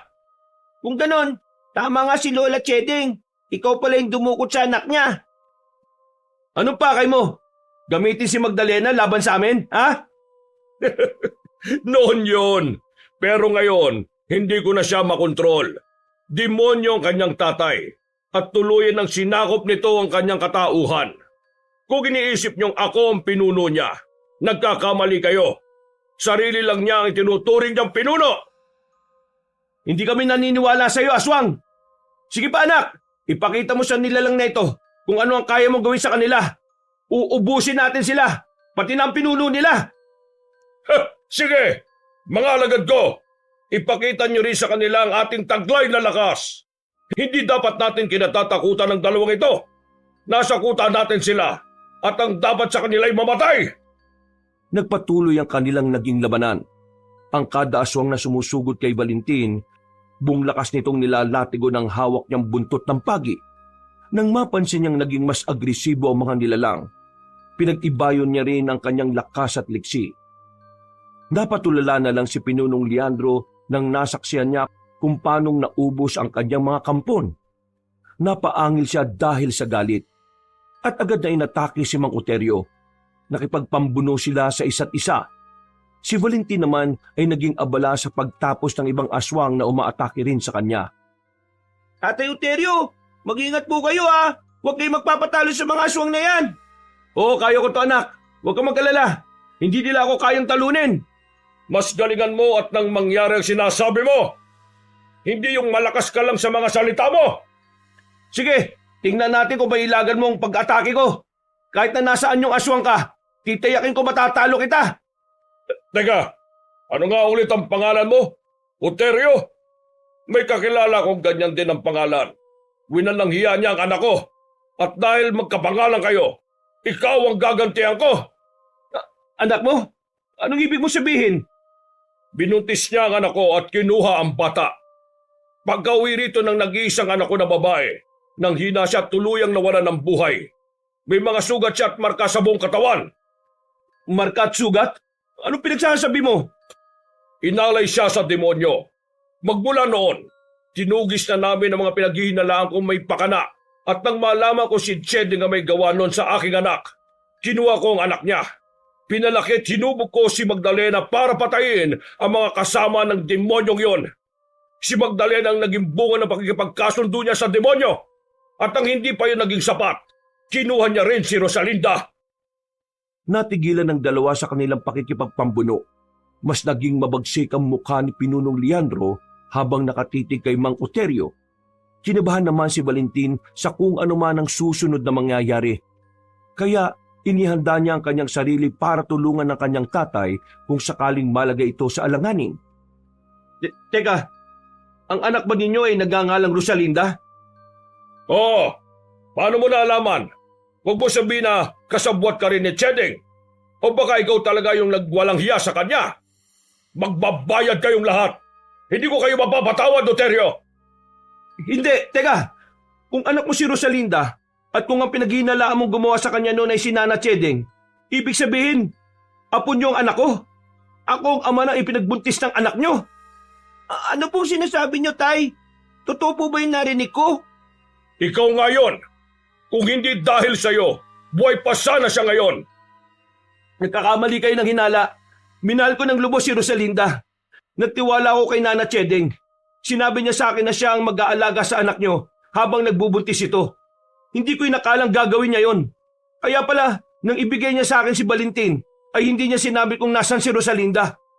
Ang buong akala ko lumayo siya sa akin. Hindi ako naniniwala sa'yo. Pinapaikot mo lang ako para matalo mo at nang mapatay. Bago mo pa man magawa yan, ikaw munang papatayin ko. Maniwala ka sa akin. Totoong sinasabi ko. Ang batang kasama ko'y apo ninyo. Anak namin siya ni Rosalinda. Hindi namin kagustuhang madamay ang ibang kasama ninyo. Kung nagkataon na nandun kayo at nanlaban para ipagtanggol ang asawa ng demonyo, hindi na namin yung kasalanan.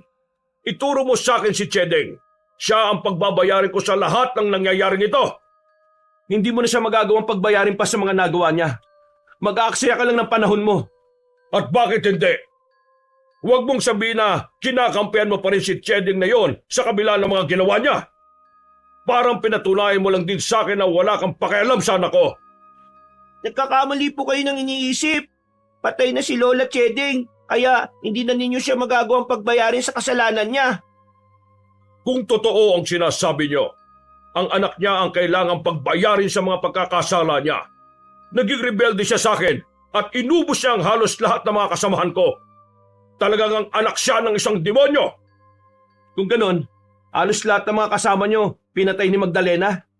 Yan ba ang rason kung bakit gumawa kayo ng taguan sa silong ng inyong bahay? Oo, sapagkat demonyo siya. Hindi namin kaya ang totoo niyang lakas. Kaya natalo niya kami. Nasaan siya? Kailangan ko siyang makaharap at pagbayarin sa kasalanan ng kanyang ina. Hindi po namin alam, pero nakaharap namin siya bago pa man kami dumiretso dito. May mga kasamaan na rin siyang aswang, kaya nakatakas siya. Napakawalang hiya talaga ng Magdalenang yon. Traidor! Dinala niya ang iba sa amin dito at ginawa niyang kakampi. Napakademonyo niya talaga. Wala siyang pinagkaiba kay Cheding. Tuluyang natigil ang dalawa sa pakikipaglaban sa isa't isa. Humingi ng pasensya si Mang Oterio kay Pinunong Leandro.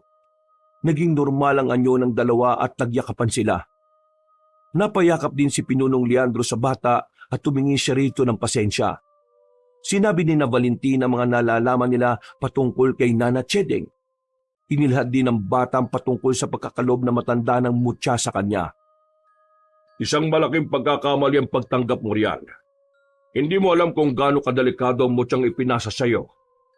Oo, at darating ang araw na lalabas ang tunay mong lakas. Pero marami ang mapapahamak kung hindi mo ito makokontrol. Hindi ko naman po alam eh. Ano po dapat kong gawin? Kailangan natin si Magdalena. Kung siya ang anak ng demonyo, nararapat lang na siya ang magdala ng sumpa ng mutya na yan. Saan naman po natin siya hahanapin? Hindi ko alam kung saan siya matatagpuan eh. Dinala lang talaga kami dito ng aming mga paa dahil gusto namin makahingi ng tulong. Anong tulong ba ang kailangan nyo? Kung ang paghahanap kay Magdalena, hindi na yan magiging problema. May paraan kaming harungos para matunto ng isang nilalang. Hingi lang naman po sana kami ng pagkain at maiinom. Bahaw na kasi't gutom itong apo ninyo eh. Kung ganoon, hali kayo. Sumama kayo sa akin. Bibigyan ko kayo ng makakain at maiinom. Pagkatapos, gagawin ko ang ritual para matunto ng walang hiyang yon. Dinala ni Pinunong Leandro ang mag-ama sa kanyang bahay at binigyan ng makakain saka maiinom. Pagkatapos nito, isinagawa niya ang ritual para matunto na kinaroroonan ng anak ni Nana Chedeng. Makaraan ng halos 1 oras, humarap ulit si Pinunong Leandro kina Valentin. Alam ko na kung saan siya matatagpuan. Sa ilalim ng kubo na malapit sa isang bulkan. Ang kubong yon ay merong lagusan. Doon, nagtatago ang anak ni Chedeng. Kubo na malapit sa bulkan? Teka, nakarating na po kami sa lugar na malapit sa bulkan eh, at nakisilong sa bahay na nandun. Kung gayon, baka yun na ang hinahanap natin. Pero bakit? Paano? Ikubo kasi yun ni Lola Cheding eh, at sinabihan niya kaming hanapin ang nawawala po niyang anak na dinukot daw po ninyo. Tama si Valentin, Pinunong Leandro. Teka, hindi kaya nilinlang lang kami ni Nana Cheding para magamit siya kami laban sa inyo? Posible nga yon. Sa lahat ng oras, baka nasa ilalim lang ng kubo si Magdalena at naghihintay ng timbre niya kung kailan ito kailangang lumabas. Kung nandun po siya, bakit wala akong naramdaman nung maipasa na sa akin ni Lola Cheding yung mutya ng demonyo? Alam ko na. Sigurado, nang malaman ni Magdalena na papasugod ang mga aswang nakalaban nila, umalis siya at tinayaan lang niya ang kanyang ina. Dahil may taglay na mutya ng demonyo ang nanay niya, baka inisip niyang makakaya nito ang puwersa ng mga aswang. May punto ka, Oterio. Nang gabing inutusan ko ang iba kong alagad para sugurin ang tirahan ni Chedeng, yun din ang gabi nung sumugod dito si Magdalena at pinagpapapatay ang halos lahat ng mga naiwan dito. Napakatuso ng aswang na yun.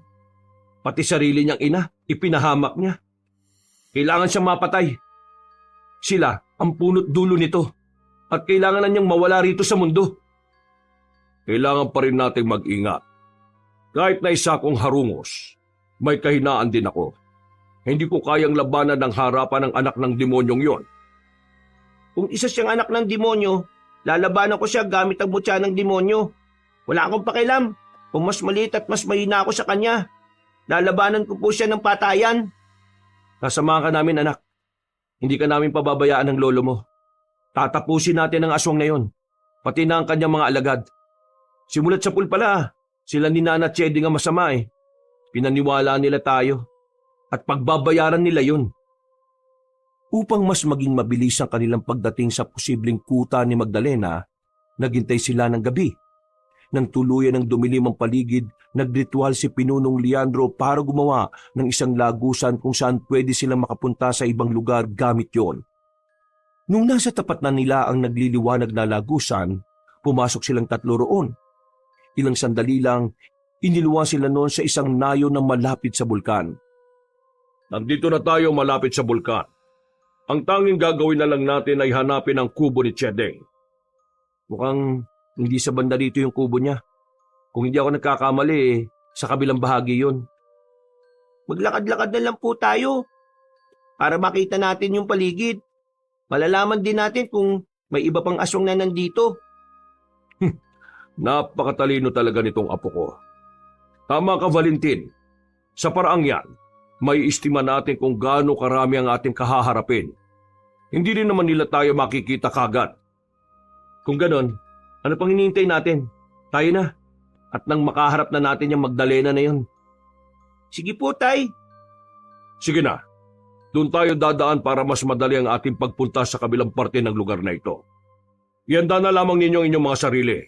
Hindi natin alam kung sino ang totoo nating kalaban ngayong gabi. Masusunod, Pinunong Leandro. Sandali lang po. Hindi namin nadala yung mga sandata na panlaban namin sa mga aswang eh. Ala, oo nga po. Ano na lang ngayon ang gagamitin namin, Lolo? Pabayaan na ninyo. Kaya naman nating labanan ng mano-mano ang aswang na yon. Walang makakapantay sa kanya kung hindi ang mutyang tanga ni Valentin. Ano pong gagawin ko sa mutya para magamit laban kay Magdalena? Kailangan mong mailuwayan at maipalunok sa kanya. Sa pagkakaalam ko, ang mutya ng demonyo ay tumatalab lang sa mga inosente, maliban sa mismong nakipagkasundo sa demonyo. Marami ng kasalanan ng Magdalenang yon, kaya sa halip na tumalab sa kanya, sigurado sasabog ang katawan niya kapag nalunok niya yon. Tamang-tama. Sigurado, pagkatapos itong gabi, mawawala na rin siya sa mundong ito. Dahil sa kanilang pagkukwentuhan, hindi nila namalayan na malapit na sila sa kubo ni Nana Chedeng. Sa halip na magpatuloy, nagmatsyag na muna sila sa paligid. Walang ano-ano, may napansin silang gumagalaw malapit doon. Sa tulong ng liwanag ng buwan, nakita nila ang isang nilalang na paikot-ikot doon. Siguradong nagbabantay yan sa paligid. Marahil, nang mamatay si Nana Chedeng nag-utos si Magdalena sa iba niyang mga alagad na magbantay sa paligid. Posible ang sinasabi mo, Oterio. Kung may nagbabantay dyan, ibig sabihin, may hirapan tayong pumasok.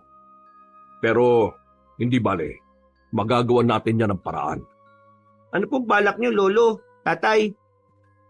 Lilinlangin ko ang aswang na yan, pati na ang ibang kasama niyang rumoronda sa paligid. Kayo naman ang tatay mo. Hahanapin ang lagusan sa silong ng bahay ni Chedeng. Hindi naman kayo mahihirapan dahil kaya naman ninyong makakita sa dilim, hindi ba? Opo, Lolo. Dahil sa mutyang ipinasa ni Lola Chedeng, nag-ibayo yung aking pandama. At sigurado naman ako na magagawang makakita ni tatay sa dilim dahil isa rin siyang aswang. Tama si Valentin, Pinunong Leandro. Teka, sigurado po ba kayo sa plano nyo? Baka malagay ka sa alanganin yan, ha? Huwag niyo akong intindihin. Kaya ko sarili ko. Ingatan mo ang apo ko. Kapag may nangyaring masama sa kanya, ikaw ang mananagot sa akin. Huwag po kayo mag-alala, Pinunong Leandro. Hindi ko po pababayaan si Valentin. Pinuno, huwag mo na nga akong tawagin ng ganyan. Magmula ngayon, tatay na ang itawag mo sa akin. Naintindihan mo ba? Opo, ibig sabihin, Tatay Leandro. O siya, kapag naitunan ng mga nilalang na nagro-ronda ang pansin nila sa akin, pasukin na ninyo ang silong at hanapin ang lagusan patungo sa yugib na pinaglulunggaan ni Magdalena. Sige na! Napatango na lamang ang mag-ama sa sinabi ni Pinunong Leandro. Umusad ang lolo ni Valentin at kinuha niya ang atensyon ng mga aswang. Namulagat pa ang mga mata ng bata nang makita niyang higit sa 5 ang aswang na naroon. Parehong nagulat sina Valentin at Mang Oterio pero nang makita nila kung paano gumalaw si Pinunong Leandro nung sugurin nito ang mga nilalang, nakampante silang matatalo niya ang mga yon. Tayo na anak, hindi na tayo mapapansin ng mga aswang na yan. Abala na sila sa pakikipaglaban sa lolo mo eh. Sige po, Tay. Hawiin natin ang mga tuyong dahon. Ganyan nga, Valentin.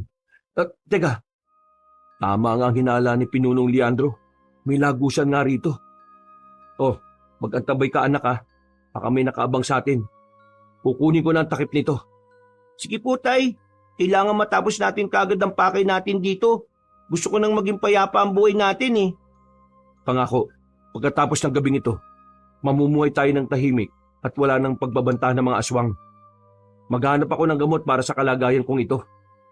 Sana nga po magtagumpay tayo para wala na rin manggulo sa atin. Maging positibo ka lang, Valentin. Kasama natin ang lolo mo at alam kong matatalo natin si Magdalena. Saka ang mga alagad niya. Eto na. Wala nang takip ang lagusan. Mauna akong pumasok dyan ha. Sumunod ka kagad sa akin. Paano po si Lolo? Malamang, susunod din siya sa atin. Malaki ang atraso ni Magdalena sa kanya. At alam kong hindi niya ito palalampasin.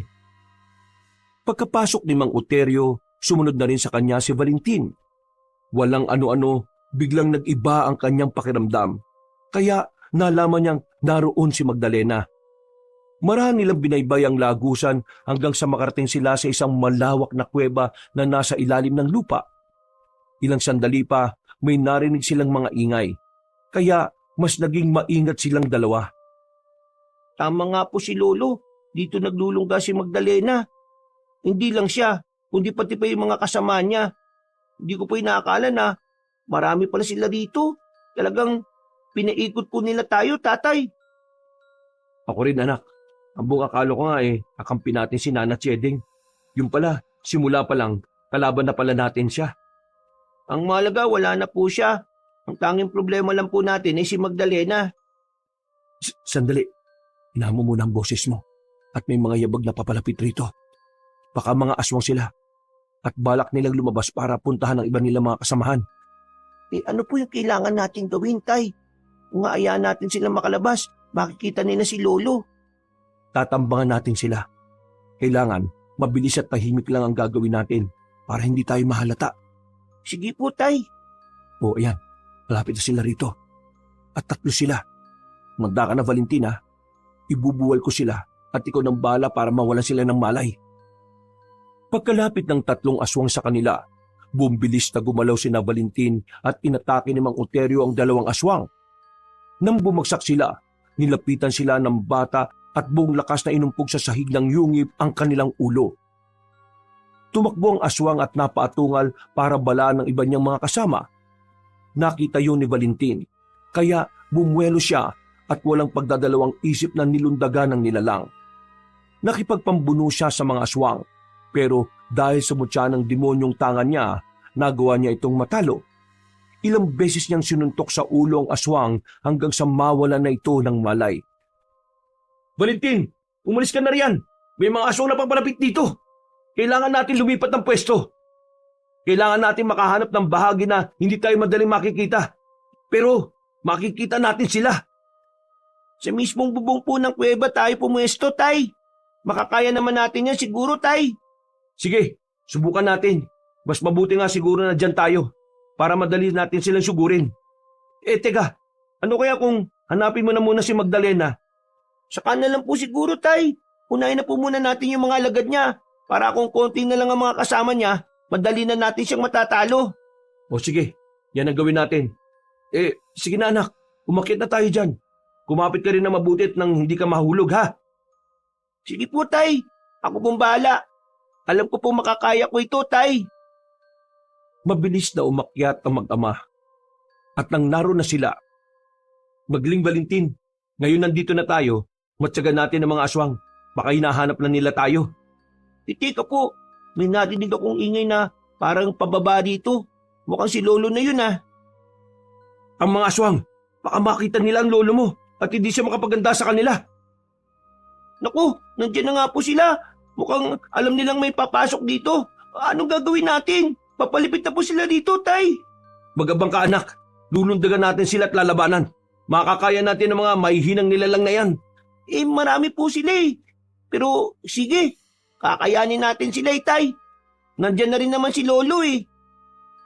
Hindi inaasahan ng mga aswang ang ginawa nila Valentin, kaya nabuwalang halos lahat sa kanila. Napaangil ang mga yon at nanlaban sa mag-ama. Pero hindi naman natinag sina Valentin. Wala silang naging pakailam. Kahit na kinukuyog sila ng mga nilalang. Nang akmang sasakalin sana ng isang aswang ang bata, umilag siya rito. Agad din siyang napabangon at tinadyakan niya yun sa dibdib. Yan ang dapat sa inyo. Tingnan natin kung ano magagawa ninyo. Sino ngayon ang mahina? Bata pa lang ang kalaban nyo.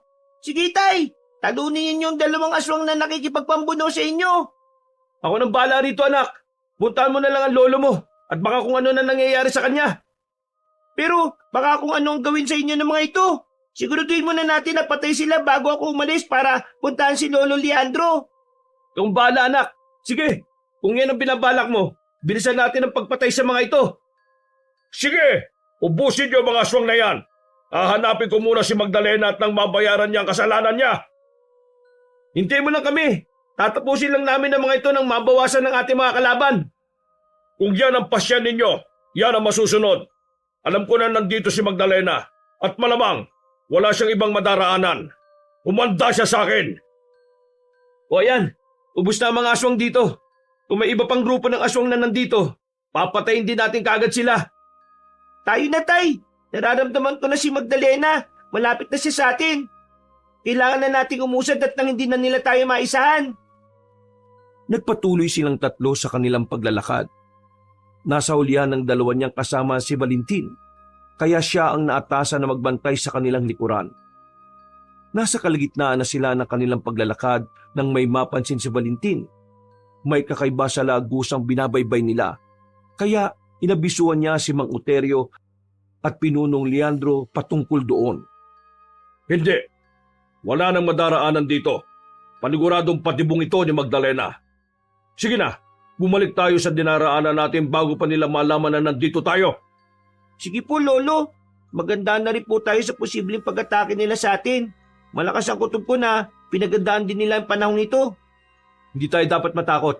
Tatlo naman tayo magkakasama. At kahit ilan pa sila, makakaya natin silang talunin. Sandali. May mga naririnig akong yabag ng paa. Panigurado na sila na yan. Hayaan nyo na ako na ang nasa unahan. Ako nang harap sa mga yan at nang malaman nila kung sino ang tinraidor nila. Sige po, Lolo. Valentin, anak, humanda ka. Hindi natin dapat pabayaan ang lolo mo. Kapag may pumasok dito, kailangan labanan natin hanggang sa magkaroon tayong tatlo ng pagkakataon para lumabas. Opo, Tay. Yan po ang gagawin natin. Maingat silang bumaybay pabalik sa kanilang dinaanan. Walang ano-ano, napatras ng isang hakbang si Valentin nang makita niya ang napakaraming aswang na nakaabang sa kanila. Dahil nasa unahan si Pinunong Leandro, sinalubong niya ang mga ito. Hindi naman natin nagamagama at sumunod na rin sila. Kahit na marami ang mga aswang na umaatake sa kanila, hindi sila nahirapan dahil bawat isa sa kanila ay may angking lakas. Nilabanan nila ng mano-mano mga nilalang at umasang matatalo nila ang mga yon. Kayong dalawa, gawin na ninyo ang napag-usapan natin. Ako nang bala sa mga aswang na ito. Hanapin nyo na si Magdalena. Hindi po, Tay Leandro. Tutulungan namin kayo para maubos ang mga aswang na ito. Baka mahirapan kayo kung mag-isa lang kayong lalaban. Tama po si Tatay, Lolo. Tayong tatlong harap kay Magdalena. Nang sa gayon po, sigurado na yung panalo natin laban sa kanya. O sige, kailangan maubos natin ang mga aswang na ito. Mukhang may iba pang paparating dito. Pero bago sila makalapit, dapat makalis na tayo sa patibong na ito. Sige po, Tay Leandro. Andiyan na po sila. Mas pag-igihan natin ang pakikipaglaban. Hindi. Anong nangyayari sa akin?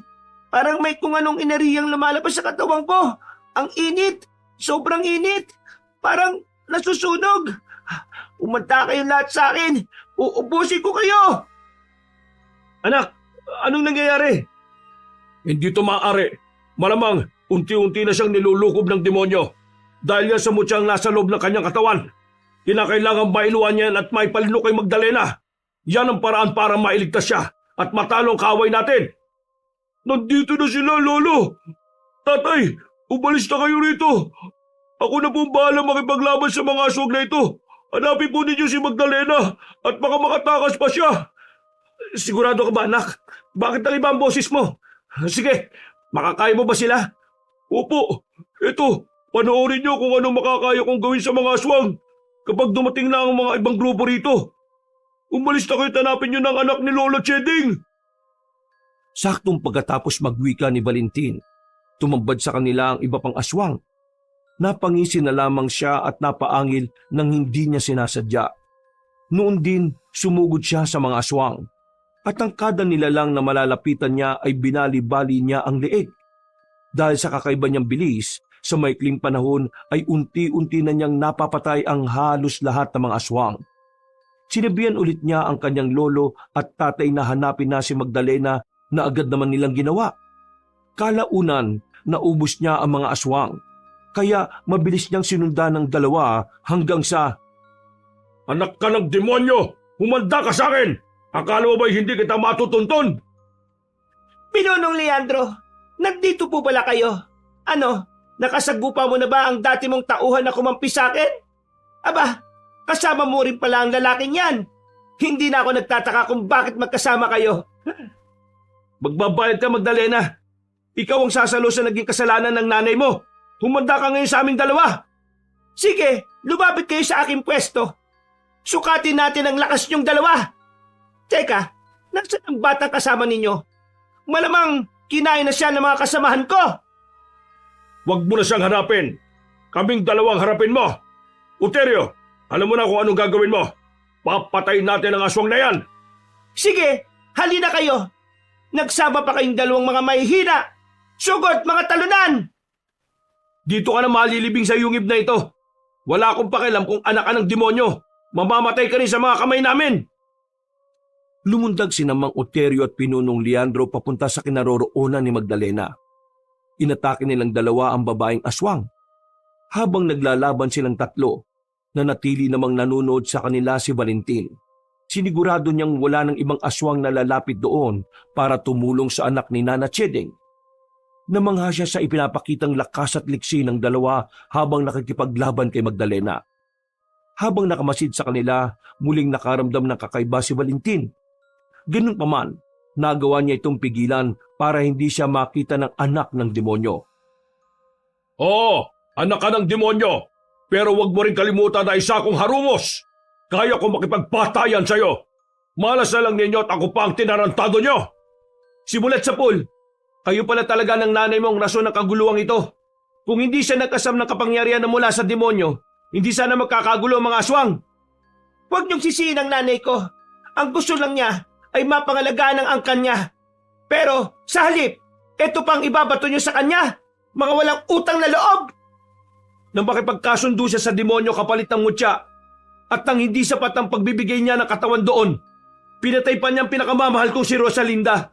Pinatay niya ang kaisa-isang babae na minahal ko. At ang babaeng yon ay ang aking nag-iisang anak. Ngayon, walang ibang dapat na magbayad sa kasalanan ni Cheding kung hindi ikaw. Isa ka rin namang tampalasan at traidor. Kaya dapat ka nang mamatay. Kung patayan talaga ang gusto niyo, pagbibigyan ko kayo. Maya-maya lang ay darating dito ang iba pang mga kasama ko at magiging pagkain lang nila kayo. Huwag ka nang umasa. Inubusan namin ang ibang aswang dito. Ikaw na lang ang natitirang buhay rito sa loob ng yugib. Kung pinatay niyo ang aking mga alagad, kayo na ang isusunod ko! Mas naging agresibo na si Magdalena. Nagulat na lang si Valentin nang magawang ibalibag ng babaeng aswang ang tatay niya. Nagkaroon naman ng pagkakataon si Pinunong Leandro para sunggaban si Magdalena. Nakipagpambuno sila sa isa't isa hanggang sa pareho silang bumagsak sa lupa. Walang ano-ano, narinig ni Valentin na napaungol ang kanyang lolo. At nang sipatin niya ang kalagayan nito, nakita niyang may tumutulong dugo sa kamay ng babaeng aswang. Noon din, walang pagdadalawang isip siyang lumundag palapit doon.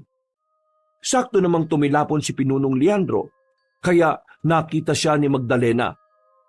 Nandito ka rin pala, bata! Ha! Ang buong akala ko kinain ka na ng mga alagad ko.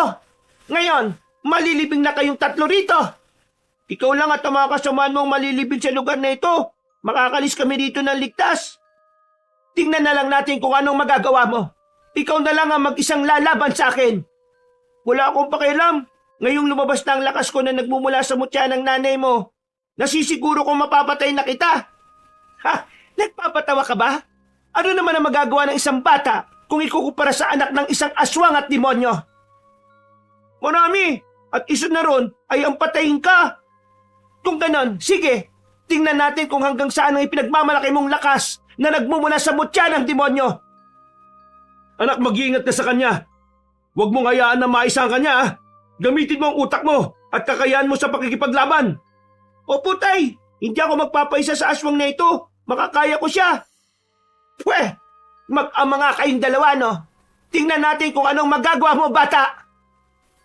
Inatake ni Magdalena si Valentin. Hindi naman pumayag ang bata na masunggaban siya ng aswang. Lumundag siya at kumapit sa bubong ng kuweba. Saktong pagkatingala ng babae, bumagsak si Valentin sa kanya. Hindi inaasahan ni Magdalena ang gagawin ng bata. Kaya gumulong silang dalawa habang nagtatagisan ng lakas. Dahil mas maliit ang bata, naging madali para sa anak ni Nana Cheding ang maibabawan siya. Akala mo ba maiisan mo ako? Kahit na anong liksi mo, kaya kitang mahuli. At kung iniisip mong matatalo mo ako, diyan ka nagkakamali. Itong dapat sa iyo, aswang! Inakala mo bang papayagan ka na lang namin na mapatay mong anak ko? Nagkakamali ka! Itay, wag na po kayong lumapit dito. Kaya ko na po ang aswang na ito. Sige, lumapit ka. Hindi ako natatakot sa inyo. Kahit pa na magtulong-tulong pa kayo. Sasakali kita, bata, hanggang sa hindi ka na makahinga. Ito rin ang dapat sa mga kagaya mo. Ilang beses na sinuntok ni Valentin ang aswang. Napaangil naman si Magdalena at sa hindi inaasahan ng bata, bagya itong tumayo at binuhat siya nito. Bago pa man siya makapiglas, ibinalibag siya ng babaeng aswang. Nang bumagsak siya sa sahig ng yungib, nilundagan siya nito. Sinakal at iniangat sa ere. Susugod na sana si Mang Oterio sa kinaroroonan ng kanyang anak, pero nakita siya ni Magdalena. Napaangil yon at muling ibinalibag si Valentin sa direksyon ng kanyang tatay. Hayop ka, Magdalena! Akala mo lang na malakas ka dahil bata ang kalaban mo. Pero tingnan natin ang totoo mong lakas kapag ako ang... Hindi maaari ito. Humanda ka sa akin, Pinunong Leandro. Patraidor ka kung gumalaw. Sinubukan mo pang dukutin ang puso ko mula sa likuran. Papatayin kita. Sinabi ko naman sa iyo dati pa, hindi mo ako kakayanin. Ngayon, titiyakin ko madudurog ang puso mo para hindi ka na mabuhay pa. Kung mamamatay ako, isasabay kita, tanda. Dudukutin ko rin ang puso mo at kakainin ko mismo sa harapan ng dalawa mong kasama. Hindi mo magagawa sa akin yan dahil... Hindi ka magtatagumpay sa gusto mong gawin. Ikaw ang uunahin kong patayin, Magdalena. Lolo, Itay, mag-iingat kayo. Patayin niyo na po ang aswang na yan. Sasali ka pa talaga? Dahil sa naging pag-atake ni Mang Oterio kay Magdalena, hindi nito na ituloy ang pagdukot sa puso ni Pinunong Leandro. Nagkaroon lamang ng sugat sa dibdib ang matandang aswang. At dahil sa biglaang pangyayari, bumagsak ito. Nasa kalagitnaan ng kanilang labanan sina Mang Oterio at Magdalena, nagmaramdaman ulit ni Valentin ang kakaibang puwersa. Nagpatianod siya rito at nang nagawa na niyang mailabas ang enerhiya, kinontrol niya ito gamit ang kanyang utak at puso. Saktong pagkabalibag ni Magdalena kay Mang Oterio, palundag na umatake si Valentin sa aswang. Pagbabayaran mo ang ginawa mo kay Lolo at Tatay, hindi mo kakayanin ang gagawin ko sa iyo. Hindi mo ako matatalo. Kahit pa na paulit-ulit mo ako saksakin, hindi mo ako mapapatay. Bata ka lang at wala ka pang napatunayan.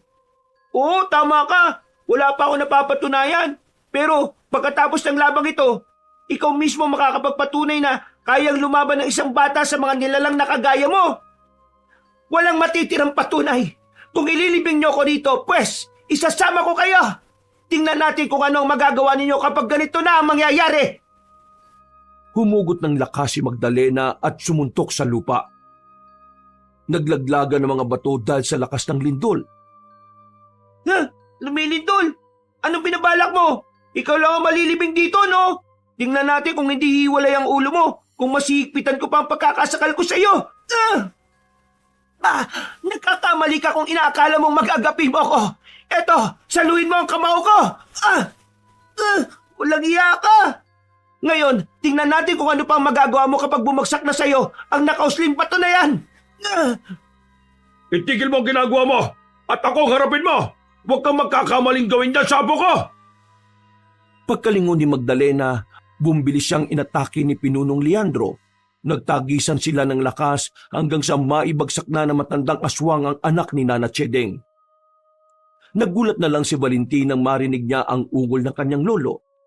Nang tingnan niya kung ano ang nangyayari, nalaman niyang dinudukot na ng babaeng aswang ang laman loob na matanda. Apo ko, lumapit ka rito at iluwa mo sa bibig ng aswang na ito ang motya. Bilis! Hawak ko pa siya at hindi pa niya kaya ang magpumiglas. Sige po, Lolo Leandro. Nandiyan na po ako. Ngayon, magbabayad ka sa mga ginawa niyo ng nanay mo. Talin mo pawi sa impyerno ang mutya na naging rason ng kaguluhan sa pagitan ng mga aswang. Oo, mapapatay niyo ako. Pero isinusumpa kong hindi kayo makakalabas dito. Matatapunan din kayo ng lupa at sabay tayong malilibing dito. Huwag ka na magsalita. Itong para sa iyo. Tanggapin mo ang mutya ng nanay mo. Hindi. Ang hindi ko kaya. Ang katawan ko. Sa akin. Apo, ilang sandali na lang, sasabog na ang bangkay ng aswang na ito. Itakas mo rito ang iyong tatay. Kailangan makaligtas kayo bago pa sumabog si Magdalena. Isasama ka namin, Lolo. Tayo na po. Kailangan makalis tayo rito. Hindi na ako magtatagal po. Mamamatay rin lang ako. Kaya sisiguraduhin ko na lang na hindi na mabubuhay ulit ang aswang na ito. Sige na, tumakas na kayo. Bilis! Yumanig lalo ang lupa at nagsihulugan ng mga bato. Mas lalo pang naging malakas ang paglindol. Ilang ulit ding sinabihan ni Pinunong Leandro si Valentin na umalis na sa yungib na yon. Kaya napatango ito. Nagpasalamat siya sa kanyang lolo at agad na pinuntahan si Mang Uterio na kababangon pa lang. Napalingon pa sila sa matandang aswang at kay Magdalena. Muli pa nilang narinig ang boses ni Pinunong Leandro. Kaya nagmadali silang umalis sa lugar na yon. Saktong pagkaahon nila sa yungib, may narinig silang mga pagsabog. Gumuho ang lupa. Kaya palayong tumakbo ang mag-ama para makaligtas sa bahaging yon. Tay, kawawa naman po si Lolo. Nakita ko ang sitwasyon niya. Gusto ko po sana siyang iligtas kanina eh. Wala na tayong magagawa, anak. Ang importante, napigilan niya si Magdalena at naipasa mo sa aswang na yun ang mutya ng demonyo. Ngayon, patay na ang anak ni Nana Chedeng. Oo nga po. Mabuti na nga lang at nagawa tayong patakasin ni Lolo bago pa man tuluyang gumuho yung yungib. Kung nagkataon, malilibing tayo ng buhay doon. Tama ka, anak. Binigyan tayo ng ikalawang pagkakataon ng lolo mo para mabuhay. At hindi natin yun sasayangin. Kung nabubuhay lang sana si Rosalinda, matutuwa siya sa ginawa mo. At sigurado na ipagmamalaki niya tayo. Oo nga po, Itay. Hindi ko lang talaga lubos maisip na si Nana Cheding pala talaga ang may pakana ng lahat ng ito. Nung una, pinatakas tayo ni Lola Cheding para sa kanyang mga plano. Ngayon, pinatakas tayo ni Lolo para sa ating mga pangarap. At yun ay ang mabuhay tayo na mapayapa nang walang banta mula sa mga aswang. Nagsimula silang maglakad palayo sa lugar na yon. Nang malayo na sila, nagulat si Valentin nang bigla siyang nakarinig ng malakas na pagsabog. Pagkalingon niya, napagtanto niyang pumutok na pala ang bulkan na malapit sa kinukutaan ni na Magdalena. Upang maging tuloy-tuloy ang pagbabago ng buhay nila, naganap sila ng magaling na manggagamot para gamutin ang sumpa ng kanilang pagkatao. Nang tuluyan ng mawala ang sumpa ng pagiging aswang, nabuhay sila ng mapayapa at masaya sa isang liblib na nayon na walang nakakakilala sa kanila. Kahit kailan, talagang napakaswerte nating dalawa, anak. Ilang beses man tayong tumakas para makalayo sa mga aswang. Nakatagpo pa rin tayo ng lugar na tahimik at walang banta ng kahit na anong masamang elemento. Oo nga po, Tay. At dahil yun sa katapangan ninyo. Malaki ang utang na loob natin sa lolo Leandro mo. Kung hindi dahil sa kanya, baka hindi na natin natupad yung pangarap nating to. Kaya nga po, gabi-gabi ko silang ipinagdarasal ni Nanay eh. Kahit man lang sa mga dasal eh, may koneksyon pa rin po ako sa kanila. Anak, patawarin mo ko Kung nabuhay ka ng walang ina, kung kaya ko lang sanang ibalik ang panahon, iniligtas ko si Rosalinda mula sa kalupitan ni Nana Chedeng. Wag na po ninyong intindihin yun, Tay. Ang malaga, magkasama tayo. At pangako, hanggang sa pagtanda nyo, aalagaan ko kayo. Pangako yan Oo naman po. Kahit man lang sa bagay na yan masuklihan ko yung pagiging mabuting ama niyo sa akin. Ano ka ba naman, anak? Ang responsibilidad ko sa iyo bilang isang magulang ay hindi ko hinihinga ng kabayaran. Responsibilidad nga, di ba? Kahit na po. Basta kaya ko, lahat gagawin ko at ibibigay ko sa inyo. Maraming salamat, anak. Sobrang swerte ko talaga dahil ikaw ang naging anak ko. Ako rin po, Tay. Mapalad ako at ikaw ang ibinigay na magulang sa akin ng Diyos. At kahit kailan, ipagmamalaki ko na ikaw ang tatay ko. wakas. Teryo, kailangan tumakas na kayo